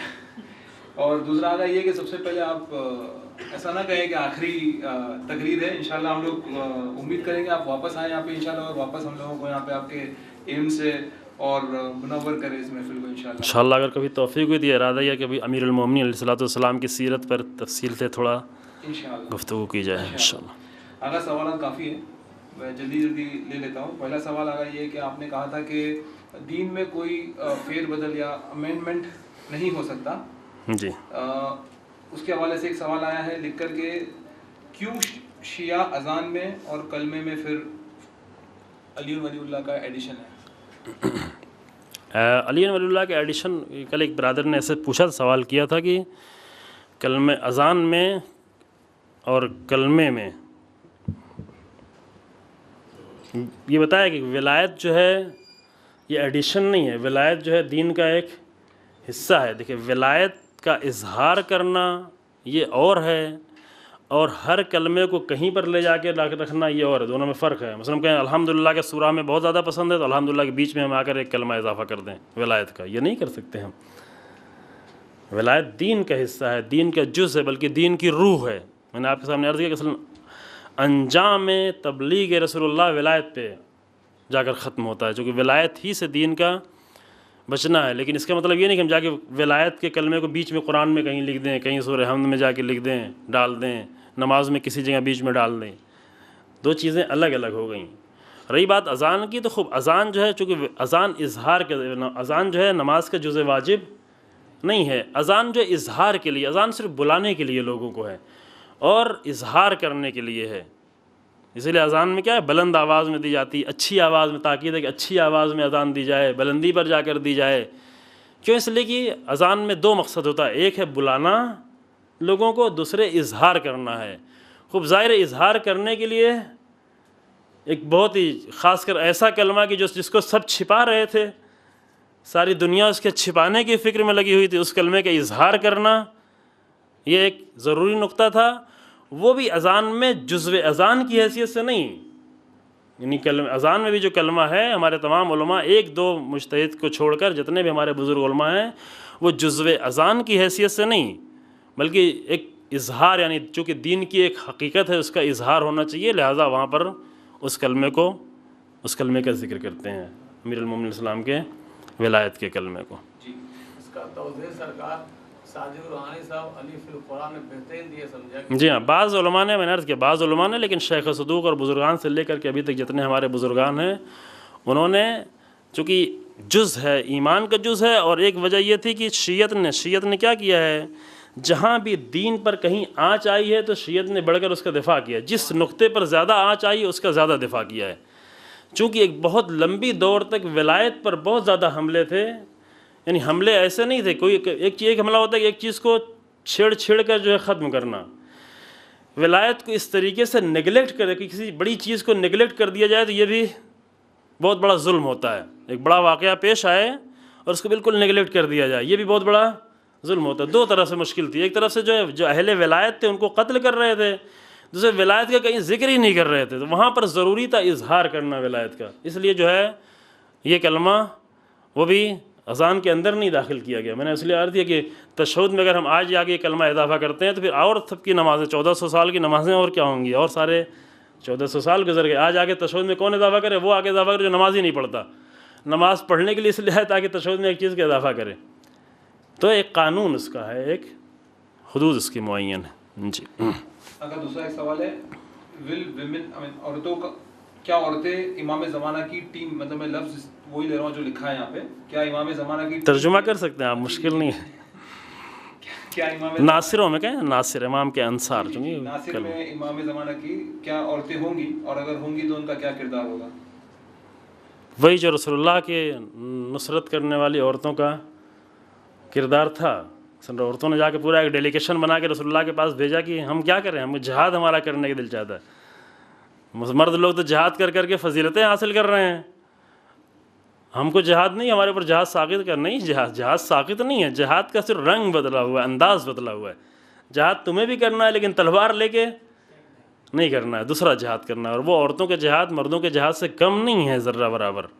بعض وقت جو اگر انسان کی نیت بلند ان کا جہاد بھی زیادہ آتا، بعض وقت ضرورت کے تحت جنگوں میں بھی جاتی تھی عورتیں، یعنی تمام جنگوں میں عورتیں بھی ہوتی تھیں، لیکن ہاں فرنٹ لائن میں جا کر جہاد نہیں کر رہی ہوتی تھی، مرہم پٹی کرتی تھی، پانی کے انتظام کرتی تھی، دوسرے کام کرتی تھیں، حتیٰ میدان جنگ میں بھی عورتیں جاتی تھیں۔ لہٰذا عورتوں کی ذمہ داریاں مردوں سے کم نہیں ہیں، یا مردوں سے فضیلت کے اعتبار سے ان کو کم کچھ چیزیں نہیں دی گئی ہیں، الگ الگ۔ کبھی کبھی بعض لوگ، کبھی مرد یہ سوچنے لگتے ہیں کہ ہم کو زیادہ بڑے کام دیں گے، عورتیں خود ہی سمجھنے لگتی ہیں، ابھی ہندوستان میں تو ایسا کلچر میں عورتیں خود ہی اپنے آپ کو کم سمجھنے لگتی ہیں، نہیں ایسا نہیں ہے، عورتوں کا کام مردوں سے بھی، امام خمینی رحمۃ اللہ کی جملہ کی از دامن زن مرد بے معراج می رود، انسان ماں کی تربیت ہوتی ہے کہ انسان معراج کی منزلوں تک پہنچتا ہے۔ کیوں مائک بند کرنا تاکہ عورتیں نہ سنیں یہ بات؟ اچھا عورتوں کو فضیلت سنانا گوارا نہیں آپ لوگوں؟ خواتین کا ایک سوال ہے آخر میں انشاءاللہ وہ آپ کو میں پوچھوں گا لاسٹ میں۔ آج سیرت رسول عام طور سے نہیں پیش کیا جاتا، اس کے بعد دیکھا ہے کیوں، اور اس کو زندہ کرنے کے لیے ہماری کیا ذمہ داری ہے؟ جی ہاں، یہ بہت ہی اہم سوال تھا، البتہ شروع ہی کا سوال تھا کہ سیرت رسول صرف سیرت رسول ہی نہیں، کوئی بھی سیرت، رسول اللہ کی سیرت، رسول اللہ چونکہ ہم رسول اللہ کی امت ہیں اس لیے رسول اللہ کا سب سے بڑا حق بنتا ہے سیرت کا، ورنہ جناب ابراہیم کی بھی سیرت، جناب نوح کی بھی سیرت، واقعات نہیں، قصے نہیں، قصے اور ہیں، سیرت اور ہے۔ میں آپ کے سامنے کوشش کی کچھ عرض کرنے کی، واقعات میں اور سیرت میں فرق کیا ہے۔ ائمہ کی سیرت، امیر المومنین اسلام کے اتنا زیادہ ذکر ہوتا ہے لیکن سیرت نہیں بیان ہوتی امام امیر المومنین اسلام کی، حتیٰ فضیلتیں بیان ہوتی لیکن اسی فضیلتوں میں جو سیرت کے پہلو ہوتے ہیں وہ اس سے تشنا رہ جاتا ہے انسان، محروم رہ جاتا ہے انسان۔ کربلا امام حسین السلام کی سیرت نہیں بیان ہوتی تو سب کی سیرت جو ہے کرنا وہی ہے جو یعنی کرنا چاہیے، جو اللہ نے کہا لقد کان لکم فی رسول اللہ، اللہ نے ہمارے لیے قرار دیا رسول اللہ میں سیرت، وہ سیرت آگے اظہار ہو، وہ سیرت بیان، اس پہ فکر کی جائے، اس پہ کتابیں لکھی جائیں، اس پر تقریریں لکھی جائیں، اس پر ہر پہلو سے مجلے ہر طرح سے ان پہلوؤں کو سیرت کے تمام ائمہ کی سیرت کے ائمہ کی سیرت کو تو اور زیادہ مصیبت ہے. ہم 2-3 امام کے علاوہ اور باقی ائمہ کے کبھی کبھی نام بھی بھول جاتے ہیں. سیرت تو دور کی بات ہے، نام بھی بھولے ہوئے ہوتے ہیں. ان کی بھی تفصیل سے سیرت بیان ہونے کی ضرورت ہے. بیان ہو جس طرح سے ممکن ہو سکے انسان اسے بیان کرے، اور صرف بیان کرنے کے نہیں بلکہ اپنائے. جتنا اپناتا چلا جائے گا سیرت خود بخود جو ہے وہ آتی جائے گی معاشرے میں. آج یزیدیت کا مصداق کون ہے اور اس کے مقابلے میں ہماری کیا ذمہ داری ہے؟ ابھی آج کے یزیدیت کے مصداق کوئی برما میں جو کچھ ہو رہا ہے، یعنی اس طرح کس طرح پلاننگ کے تحت آ کر مسلمانوں کو اس طرح ظلم کر رہے ہیں. یزیدیت کے مصداق اسرائیل، جو سب سے بڑا مصداق اسرائیل جو ہے پوری دنیا مل گئی ہے مسلمان، فلسطین کے مسلمان بچوں، عورتوں اور انسانوں کے سے بڑھ کر مقامات مقدسہ کی مسماری، تباہی، قبل اول کی تباہی، قبل اول کو مسمار کرنا، یہ سارے وہی یزیدیت کے جو مظاہر ہیں آج کے زمانے میں. اور سب کے پیچھے جو ہے ہاتھ وہ امریکہ کے لوگوں کا نہیں ہے، امریکہ کے انسانوں سے کوئی بیر نہیں ہے، کوئی دشمن نہیں. وہ سسٹم جو وہاں پر چل رہا ہے کہ اس سسٹم میں جو بھی آتا ہے اسی جیسا ہو جاتا ہے، چاہے کتنا ہی اچھے چہرے سے آنا چاہے، لیکن اس سسٹم میں داخل ہو کے وہی ہو. سب کے پیچھے جو ہے یہ ظلم جو چل رہا ہے یہ خوب معلوم ہے، بالکل واضح ہے کہ یہ آج کے یزید ہے، اور یزید کے سامنے وہی کرنا ہوتا ہے جو حسین ابن علی نے کیا ہے. یزید کے سامنے وہی کردار اپنایا جاتا ہے جو امام حسین. البتہ خوب ضروری نہیں کہ ہر کردار اپنانے کے بعد شہادت تک پہنچے. امام حسین کو حالات ایسے تھے کہ شہادت کی منزل تک پہنچے، لیکن اصل مقصد یزید کے مقابلے میں بولنا اور یزید کے مقابلے میں جرات دینا، اظہار دینا، طاقت دینا، نہ ڈرنا. بقول ہمارے موجودہ ایک شاعر ہیں پاکستان کے کہ حسین تم نہیں رہے، ان کا یہ شعر ہے ابھی، حسین تم نہیں رہے تمہارا گھر نہیں رہا، مگر تمہارے بعد ظالموں کا ڈر نہیں رہا. واقعاً ظالموں کا ڈر، یہ کربلا نے جرات دی ہے کہ ظالموں کا ڈر نہیں رہا، مگر یہ کہ ہم خود ہی ڈر ڈالنا شروع کریں. کبھی کبھی ہم ڈر ڈالتے ہیں، نہیں ڈرو، یہ ڈرو کہیں جاسوس نہ آ جائے، کہیں فلاں نہ آ جائے، کہیں فلاں آ کر تمہیں نہیں چیک کرے، کہیں روک نہ دیا جائے، کہیں ایئرپورٹ پہ نہ روکا جائے، کہیں ویزا نہ ملے. وہ سارے لوگ اس لیے نہیں بولتے کہ ویزا پتہ نہیں امریکہ کا ویزا ملے گا کہ نہیں ملے گا. یہ سارے کیا خوف ہیں. یہ خوف اللہ کے خوف کے مقابلے میں مشرکانہ خوف ایسے ہوتے ہیں، شرک کی بنیاد پہ جو خوف پیدا ہوتے ہیں. کام وہی کرنا جو امام حسین علیہ الصلوۃ والسلام نے، اور امام حسین علیہ السلام کی سیرت بہت اچھی سیرت ہے ہر زمانے کے یزید کے سامنے اپنے اقدام کو انجام دینے کے لیے. شکریہ. اگر ایک اور سوال ہے، دین کی تبلیغ میں امانت داری کیا ہے؟ خوب، یہ ابھی جو گفتگو ہو چکی. امانت یعنی کسی جو چیز دی گئی ہے اس کو پورے حفاظت کے ساتھ، اب ٹائم نہیں کہ امانت کے ہم سارے مرحلے بیان کریں، پوری حفاظت کے ساتھ صحیح حق کے ساتھ اس کو پہنچا دینا. امانت کو ایک تو اٹھا لینا، امانت پڑی ہوئی ہے تو پڑی نہ رہے بلکہ امانت کو سنبھالے انسان، ذمہ دار انسان امانت کو اٹھا لے. ابھی دین پڑا ہوا ہے، قرآن پڑا ہوا ہے، قرآن کے اصول پامال ہو رہے ہیں، تو ممبروں سے ممکن ہے پامال ہو رہے ہیں. یعنی یہی پامالی، اس پامالی کی حالت میں ذمہ دار لوگوں کی ہے کہ اگر امانتوں کو اٹھائیں، سنبھالیں. سنبھال لیا ہے تو اس کی حفاظت کریں، حفاظت کر لی ہے تو اس کو ادا کریں. 3 مرحلے ہیں: امانت کو اٹھانا، اٹھا کر اس کو بچانا، اور بچا کر امانت کا حق ادا کرنا. یعنی صحیح طریقے سے دین پہنچانا، صحیح چہرہ دین کا پہنچانا. دین کی صحیح صورت ہمارے سامنے عرض کی کہ صحیح دین کا چہرہ نہیں ہے، رسول اللہ کی سیرت کا صحیح چہرہ نہیں ہے. امانت نہیں ہے کہ اس کی صحیح شکل لوگوں تک پہنچے تاکہ وہ اپنا اثر دکھا سکے. اگر ایک سوال ہے امام زمانہ سے حوالے سے، اور اس میں ہے کہ روایتوں میں پایا جاتا ہے کہ جب امام کا ظہور ہوگا تب 70,000 علماء کو امام قتل کریں گے. تو وہ کس طرح کے علماء ہوں گے، اور یہ روایت کے بارے میں کچھ روشنی ڈالیں. تو اچھا سوال کیا ہے نا. علماء کی میں نے تعریف ابھی آپ کے سامنے کی. عالم وہ نہیں جس کے سر پر پگڑی آ جائے. ایسے وقت میں لوگ دیکھتے ہیں کہ اب یہ تو قتل کی واری آ گئی ہے. عالم یعنی جو بھی جانکار ہو جائے کسی چیز کا. عالم یعنی جاننے والا، جو بھی جس چیز کا جانکار ہو گیا اتنا وہ عالم ہو گیا. ممکن ہے کہ ایک آدمی 10 سال حوزے میں پڑھے لیکن وہ واقعاً عالم نہ بن سکا ہو، کسی اور فکر میں لگا ہو. اور ممکن ہے کہ انسان اپنے ذاتی مطالعے کے ذریعے سے بہت کچھ جان گیا ہو، ہے نا. عالم اگر ہے تو ہر عالم، جیسے بھی روایت میں پڑھا رسول اللہ کی دعا کہ اللہم اعوذ بک من علم لا ینفع، اے میرے اللہ میں پناہ مانگتا ہوں ایسے علم سے جو فائدہ پہنچانے والا نہ ہو۔ کون سے علم فائدہ پہنچانے والا نہیں ہے؟ بہت سارے علم ہیں، اس میں ایک سب سے زیادہ بڑا مصداق ہے کہ وہ علم کہ جو ذہن تک تو آئے علم، لیکن انسان کے اعضاء و جوارح پہ اثر نہ، یعنی عمل کی منزل میں تبدیل نہ ہو سکے۔ ذہن تک آئے، علم ہو گیا، نالج ہو گیا ہے، لیکن نالج یہ انسان کے اعضاء و جوارح پر اور انسان کے وجود پہ اثر نہ ڈالے، یہ علم کیا ہے؟ لا ینفع، غیر مفید، فائدہ مند علم نہیں ہے۔ تو اس کے بہت سارے مصداق ہو سکتے ہیں۔ جو بھی جس چیز کو جانتا ہے اور اس پر عمل نہیں کرتا وہ عالم بلا عمل ہے۔ جو بھی جس چیز کو جانتا ہے اور اس پر عمل نہیں کرتا وہ عالم بلا عمل ہے۔ رسول اللہ آئے، یہودی اور نصرانی جانتے تھے کہ یہ حق ہے۔ قرآن کہتا ہے کہ یعرفونہ، پہچانتے تھے، اپنے بیٹوں سے بھی زیادہ رسول اللہ کو پہچانتے تھے، لیکن عمل نہیں کیا اس پر۔ یہ صرف انہی یہودیوں کی بات نہیں ہے، یہ قرآن نے واقعہ اس لیے بیان کہ بہت سارے لوگ بہت ساری چیزیں جانتے ہیں لیکن اس پہ عمل نہیں کرتے۔ وہ کیا ہیں؟ وہ عالم ہیں اور عالم بلا عمل ہے۔ یہ ایسا انسان خطرے میں، یہ نہیں کہ امام زمان آئیں گے تبھی تلوار چلے گی، نہ، ابھی بھی اس پہ تلوار چل رہی ہے، ابھی بھی وہ تلوار کی زد میں ہے۔ ایک ایسا انسان جو عالم تو ہے لیکن اس پر عمل نہیں کر رہا ہے، ابھی بھی وہ تلوار کی زد میں ہے، یعنی ابھی بھی وہ مارا جا رہا ہے، ابھی وہ تباہ ہو رہا ہے، ابھی بھی وہ ہلاک ہو رہا ہے۔ ہلاک ہونے کے لیے ضرور نہیں قیامت آئے تو ہلاک ہو۔ قرآن نے کہا کہ الذین یاکلون اموال الیتیم بالباطل، یہ جملہ ابھی پورا اس طریقے سے ہے، وہ جو اموال یتیم کو کھاتے ہیں وہ کیا کھاتے ہیں؟ یاکلون فی بطونہم نارا، وہ آگ کھا رہے ہیں، ابھی آگ کھا رہے ہیں، یعنی کہ جہنم میں جائیں گے ان کو آگ کھلائی جائے گی نہ، وہ ابھی یتیم کا مال ابھی آگ جیسا اس انسان کے، لیکن وہ سمجھ نہیں پا رہا ہے۔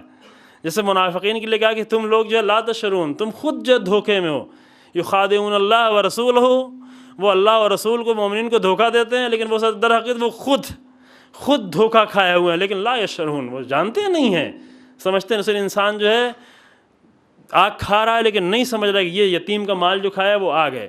اسے عالم بلا عمل جو ہے، جو جانتا ہے اور عمل نہیں کر رہا، وہ ابھی اس کے اوپر تلوار چل رہی ہے، اور وہ تلوار گردن کٹنے والی تلوار اتنی سخت نہیں ہے، وہ تلوار اتنی زیادہ سخت نہیں ہے۔ یہ تلوار جو چل رہی ہے جو پورے وجود انسان کو تباہ کر رہی ہے، وہ تلوار زیادہ ہے۔ امام زمانہ آ کر کسی کو سزا دیں اور اس سزا کے نتیجے میں اگر جنت تک پہنچ جائے تو بہت اچھا ہے نا۔ امام زمانہ کی سزا کے نتیجے میں اگر وہ جنت تک پہنچ جائے، آتے تھے امام کے پاس لوگ آتے تھے، مجھے امام سزا، میرا ہاتھ کاٹیے، میں نے چوری کی ہے۔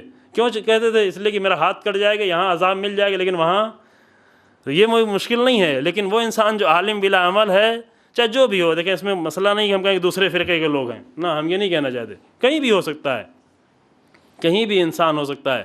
قرآن کے اصول، قرآن موجود ہے، چھپا رہا ہو، جو قرآن ایک بتا ہے کہ وہ لوگ جو قرآن کے چھپاتے ہیں آیات الہی کو، کہیں بھی ہو سکتا ہے، ہم میں ہو سکتا ہے، آپ میں کہیں بھی ہو سکتا ہے۔ یہ کیا ہے؟ یہ قرآن اللہ خود کہتا ہے یہ لعنت کا مستحق ہے۔ لعنت، اللہ کی لعنت کا کوئی اگر مستحق ہو جاتا ہے، امام حسین علیہ السلام نے بلا کر اپنے علماء کو 900 لوگوں کو مینا کے میدان میں بلا کر کہ تم کہیں یہودیوں جیسے عالم نہ بن جاؤ، یہودیوں جیسے عالم یعنی بنی اسرائیل جیسے عالم، کہ تم سب کچھ جانتے ہو، یزیدیت کا سایہ امت اسلامی پر منڈلا رہا ہے، تم جانتے ہو لیکن تم خاموش بیٹھے ہوئے ہو۔ یہ کون لوگ ہیں؟ امام حسین علیہ السلام کی نگاہ میں یہ لوگ کون ہیں؟ یہ بنی اسرائیل کے وہ علماء ہیں جو ان کے اوپر جو ابھی ہلاک ہو رہے ہیں۔ تو 70,000 تو 70,000 ہی نہیں، شاید تعداد اور 70 جو ہے وہ کثرت کے لیے ہوتا ہے، 70 72 یہ سب کثرت کی علامت ہے، یعنی کہ خالی 70,000، ممکن ہے 70,000 سے بھی تعداد بڑھ جائے۔ یعنی یہ صرف یہ نہ دیکھے کہ جو حوضے میں پڑھ رہا، ہر ایک اپنے آپ کو چیک کرے کہ کتنا عالم ہے اور کتنا اپنے علم پر عمل کرے۔ البتہ امام جو ہے اس لیے نہیں آئیں گے تلوار چلائیں اور مارتے رہیں اور کاٹتے رہیں، امام اس لیے نہیں آئیں گے۔ آخری صورت امام کی ہوگی تلوار چلانے کی۔ بہت سارے لوگوں کی ہدایت ہوگی، بہت سارے اپنے ہدایت پائیں گے، بہت سارے علماء ہدایت پائیں گے، بہت سارے مومنین ہدایت پائیں گے۔ اصل یہ نہیں کہ مومن ہدایت پا کے تو آخری منزل۔ قرآن کہتے ہیں یا ایھا الذین آمنوا آمنوا، یا ایھا الذین آمنوا آمنوا، اے صاحبان ایمان، اے وہ لوگ کی جو ایمان لے آؤ۔ یعنی یہ کہ نہیں ایمان ختم نہیں ہو گیا، یہ نہیں کہ عالم ہو گئے تو بس ختم ہو گیا، نہیں، بڑھتے رہنا، انسان کو مسلسل آگے بڑھتے رہنا ہے۔ اس کے پہلے کہ میں آخری سوال پوچھوں آگا، پھر ایک بار معذرت چاہتے ہوئے دیری کے لیے، اور دوسرا یہ اناؤنسمنٹ کہ کل سے انشاءاللہ تقریریں جاری رہے گی اور سوالوں کا سلسلہ بھی جاری رہے گا. آپ لوگ چٹھی پہ یا SMS سے مجھے سوال بھیج سکتے ہیں. مولانا ذیشان حیدر صاحب پڑھیں گے کل سے انشاءاللہ. اور آخری سوال آگا ایسا ہے کہ آپ نے بیچ میں ایک تقریر میں کہا تھا کہ عورتیں جو ہوتی ہے وہ مردوں کو مسجد میں بھیجا کریں. اب سوال یہ آیا ہے کہ ان کا کیا کریں کہ جو مسجد سے واپس ہی نہ آئے. یہ سوال آیا ہے ان کو مسجد سے نکالیں، ادھر عورتیں بھیجیں، ادھر سے مسجد کے ٹرسٹیز لوگ نکال کے باہر کریں. قرآن خود ہی نکال کے باہر کرتا ہے نا. قرآن خود ہی کہتا ہے کہ فَإِذَا قُضِيَتِ الصَّلَاةُ فَانتَشِرُوا فِي الْأَرْضِ وَابْتَغُوا مِن فَضْلِ اللَّهِ. نکلو باہر، نکلو، نماز ختم ہوئی، باہر نکلو. ڈانٹا ہے جا کر امیر المومنین السلام نے، بہت ڈانٹا. عاصم اس کا بھائی جا کر بیٹھ گیا تنہائی میں نماز پڑھ رہا تھا، ذمہ داریوں کو چھوڑ کر. اگر بھائی نے کہا کہ میرا بھائی اس طرح جا کے ساری ذمہ داری، امیر المومنین نے سارا کام چھوڑ کے اس کو بہت ڈانٹا. کیا کر رہا ہے یہ؟ نکلو یہاں سے باہر، نکلو، کام کرو جا کر. سوال اگر ٹرسٹی کا ہو تو ساری امت اس کو مل کے جائے. الحمد للہ رب العالمین وصلی اللہ علی محمد وآلہ الطاہرین. ربنا تقبل منا انک انت السمیع العلیم بحق محمد وعترتہ الطاہرین.